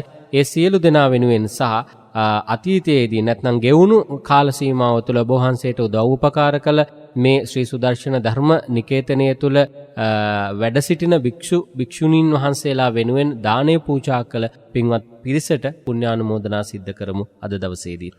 මාසීපත් කලාක්ෂේ පින්නති ඔබ හැම අවිරකින්ම අපට අපෝපකාරීව මේ ශාසනික සත්ක්‍රියාව කරගන්නට මේ වස් කාලේ උපකාර කරනවා. මා වෙනුවෙන් විතරක් නෙමෙයි වැඩ ඉන්න සියලු දෙනා වහන්සේලාව කුසගින්න නොතබා මේ තා දුෂ්කර වෙලාවේ ඔබත් දුෂ්කරතා විඳගෙන අපට කරන ලද අපෝපකාරවලට විශේෂයෙන් පින් දෙමින් මගේ භාග්‍යතුන් වහන්සේ වදාළ දුබ්බික්කේ දානන්දේති මහණේ දුර්භික්ෂ කාලයක දෙන දාණය බලවත් වූ ආනිසංස උපදවනවා කියලා වදාලා ඒ අනුව ඔබට හිතන පතන යම්තාක් යහ ප්‍රාර්ථනා ඇද්ද සකල ප්‍රාර්ථනා ඉෂ්ට කරගන්නට අපට කළ උපකාරයන් සියල්ලක් හේතු වාසනා වේවා කියලා ප්‍රාර්ථනා කරමින් අද දවසටත් කීප දෙනෙකුට නම් ගොත් ප්‍රකාශ කොට පින් දෙන්නටයි බලාපොරොත්තු වෙන්නේ. ගම්පහ ඉහළගම වලව්වත්තේ අංක 161කින් P1 දරණ නිවසේ වාසය කරන එම්.ඒ. සෝමාවතී පින්වත් මෑණියන් අපේ ප්‍රතිකාර සඳහා රුපියල් 50,000ක බරපැනක් පූජා කරමින් නිදුක් නිරෝගී සුවය මට ප්‍රාර්ථනා කරලා තියෙනවා. ඒ වගේම අපේ පින්වත් සෝමාවතී අම්මගේ ජන්මදිනය අවුරුදු 78 වෙනි ජන්මදිනය වෙනුවෙන් ආශිර්වාද ලබා ගන්නටත් බලාපොරොත්තු වෙනවා. අභාවයට පත්වුණු KW ධර්මරත්න මහත්මයා එසේත් නොවේ නම් අපි අපේ ජීවිතයට කුඩා කල සිට ආශිර්වාද එක්කල රැකවල් දුන්නු ආදරණීය පියෙකු හා සමාන ජීවිතයක් ගත කළ ශාන්ති මුදලාලි පින්වත් මහත්මයා ඇතුළු සංසාරගත සිළු ඥාතීන්ට පින් අනුමෝදන් කරවා තිබෙනවා. අපේ පින්වත් සෝමාවතී මෑණියන් ඇතුළු ආදරණීය දරුවන් ඒ හැමගේ ප්‍රාර්ථනා ඉෂ්ට සිද්ධ වෙන්නට සෙත් ප්‍රාර්ථනා කරන්න කැමැති. සරත් රූපසිංහ මහත්මයා, කමනී මහත්මිය, එවැගේම ලක්ෂිත පුතා, විදේශගත දියණිය, බෑනනුවන්, එවැගේම සමිත් පුතාගේ දායකත්වයෙන් අංක 143 විජේ මාවත පීල්ලවත්ත සිට රුපියල් 40,000ක බරපැනක් පූජා කරමින් අභාවයට පත් දෙමව්පියන් ඇතුළු සංසාරගත ඥාතීන්ට පින් අනුමෝදන් කරවා තිබෙනවා. අසනීපෙන් පසුවන මවිර පුතා නුවන් අයියා සහ චන්ද්‍රා අක්කාට ඉක්මන් නිරෝගී සුවය ප්‍රාර්ථනා කිරීමත් එම සදහැවතුන්ගේ බලාපොරොත්තුවයි. එන්නේ ශීලවතී පින්වත් මහත්මිය අංක 38 මිරිහෙළිය අලව්වචර රුපියල් 30,000ක බරපැනක් පූජා කරමින් අභාවයට පත්වුණු ඩිංගිරි බණ්ඩා පියාණන් ඇතුළු සංසාරගත සිළු ඥාතීන්ට පින් අනුමෝදන් කරවා තිබෙනවා. 88 වෙනි වියේ පසුවන ශීලවතී අම්මාට එවැගේම විදේශගතව සිටින හැරල් සහෝදරය ඇතුළු පවුලේ හැමට නිදුක් නිරෝගී සුවය දීර්ඝායුෂත් ප්‍රාර්ථනා කළා තියෙනවා. ආනන්ද රාජපක්ෂ මහත්මයා සහ කල්යාණි රාජපක්ෂ මහත්මිය අංක 173 පොල්හෙන්ගොඩ පාර කිරුළපන සිට රුපියල් 26,500ක් පූජා කළා. 21 වසරකට පෙර අභාවයට පත්වුණු දර්ශන් රාජපක්ෂ තරුණ පුතණුවන්ට මෙවන් අකල් මරණයක් සිදු නොවේවා. ඉක්මන් භවයක උතුම් අමා මහ නිවන් සැපතින් සැනසීම ලැබේවා කියා ප්‍රාර්ථනා කරමින් සුජීවත් ආනන්ද රාජපක්ෂ සහ කල්යාණ රාජපක්ෂ වන ඔබ දෙපළට නිදුක් නිරෝගී සුවය ප්‍රාර්ථනා කළා තියෙනවා. ආර්.පී. කරුණානායක මහත්මයා ඉහළ වීර කොඩියානි සිට රුපියල් 50,000ක බරපැනක් පූජා කරමින් අභාවයට පත්වුණු තෝමස් සප්පුහාමි පියාණන්ට අනෝහාමි මෑණියන් ඇතුළු සංසාරගත සියලු ඥාතීන්ට පින් අනුමෝදන් කිරීමටත් මේ උතුම් පින්කමට දායකත්වයේ සපයන ආර්.පී. කරුණානායක මහත්මයා, ධනුෂ්කා මානෙල් දියණිය, ගයන් රන්දෙනිය පුතණුවන් ඇතුළු පවුලේ හැම දෙනාටම නිදුක් නිරෝගී සුවය හා චතුරාර්ය සත්‍ය ධර්මය අවබෝධ වේවායි ප්‍රාර්ථනා කර තිබෙනවා. ඔගේම ශ්‍රේයානි බණ්ඩාර පින්වත් මහත්මිය මාතලේ කයිකාවල කොස්වානගම අංක 198 නිවසේ සිට රුපියල් 25,000ක බරපැනක් පූජා කරමින් සංසාරගත සියලුම මියගිය ඥාතීන්ට පින් අනුමෝදන් කරමින් දූ දරුවන් ඇතුළු පවුලේ හැමට ආශිර්වාද කළා තියෙනවා. ඒ වගේම මාස්පතා රුපියල් 5,000 බැගින් පරිත්‍යාග කරලා දැන් රුපියල් 1,80,000ක් සම්පූර්ණ කළා තියෙන සමන් ගුණරත්න පින්වත් මහත්මයා කන්නිමහර වතුරුගම සිට වර්ෂ ගණනාවක් තිස්සේ අප වෙනුවෙන් කුල පවුල යනකුත් පිරිස් එකතු කරගෙන කළ අප්‍රමාණ ශාසනික උපකාරයන් මේ වෙලාවේ ගෞරවයෙන් සිහිපත් කරනවා. එතුමා නැවතත් කුල පවුලේ පිරිස් සමග මට නිදුක් නිරෝගී සුවය ප්‍රාර්ථනා කරමින් ආදරණීය බිරිඳට දූ දරුවන්ට ආශිර්වාද ප්‍රාර්ථනා කරමින් අභාවයට පත්ව ඉතා උතුම් ගුණවත් මව්පියන් වහන්සේලාටත් සංසාරගත සියලු ඥාතීන්ට පින් අනුමෝදන් කර තිබෙනවා. ඒ සකල ප්‍රාර්ථනා ඒ අයුරින් ඉෂ්ට සිද්ධ වේවා. අමා නිවනෙන් සැනසීමට මේ පින්කම් බුදු පාමුල පාරමිතා වේවා කියලා අධිෂ්ඨාන කරනවා. තෙරුවන් සරණයි. සාදු සාදු සාදු. ඒ සියලු ප්‍රාර්ථනාවන් ඔබ වෙනුවෙන් සිද්ධ කරන්නට යෙදුණු අදත් මේ උතුම් වූ මෙත්නෙත් පාමුල ධර්ම දේශනාවත් ධර්ම සාකච්ඡාවත් සඳහා වැඩමවන්නට යෙදුණු ගම්පහ මිරිස්වත්ත හෙට්ටියදෙණිය ශ්‍රී සුදර්ශන ධර්මනිකේතනාධිපති විචිත්‍රබහණී ශාස්ත්‍රපති රාජකීය පඬිත අතිපූජනීය කැටවල හේමාලෝක අපේ නායක ස්වාමින් වහන්සේට නැත්නම් නාහිම්පාණන් වහන්සේට අපි කවුරුත් ඉන්න තැනක සිට හයියෙන් හඬනගා සාදු හඬක් පවත්වමින් නිදුක් නිරෝගී සුව චිරජීවනය හා උතුම් ධර්මාවබෝධය ලැබේවායි ප්‍රාර්ථනා කරමු.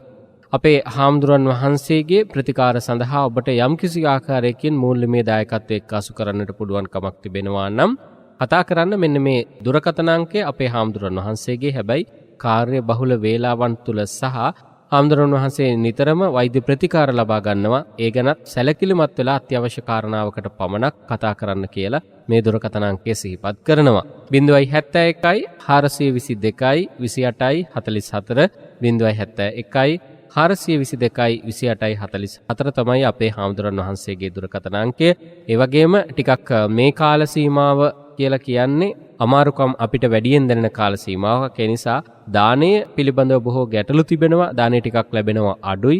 ඒ නිසා ඔබට පුළුවන් කමක් තිබෙනවා ඔබේ ආදරණීය දෙමාපියන් සිහිපත් කරලා, ජන්මදිනයන් සිහිපත් කරලා, විවාහ සංවත්සර සිහිපත් කරලා මේ වස්සාන කාල සීමාව තුළ අතිපූජනීය කැටවල හේමාලෝක නාහිමිපාණන් වහන්සේ වැඩ සිටින ගම්පහ මිරිස්වත්ත හෙට්ටියදෙණිය ශ්‍රී සුදර්ශන ධර්මනිකේතනයට දානමය පුණ්‍ය කර්මයක් සිද්ධ කරගන්න, නැත්නම් දානේ පූජා කිරීම සඳහා අවස්ථාව උදා කරගන්න, ඒ වෙනුවෙන් සහ විවිධ උපකාර කරන්නට මෙන්න මේ දුරකථන අංක ලියා ගන්න, සටහන් කරගන්න.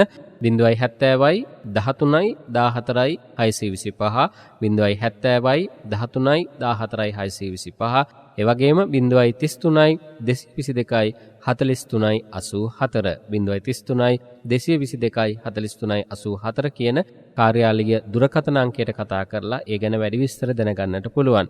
ආධාර බැර කරන්න පුළුවන් සම්පත් බැංකුවේ යක්කල ශාඛාවේ මේ මතක් කරන ගිණුම් අංකයට 106යි 857යි 496යි 109 106යි 857යි 496යි 109 කියන ගිණුම් අංකයට ඔබේ ආධාර බැර කරන්නට පුළුවන් කමක් තිබෙනවා.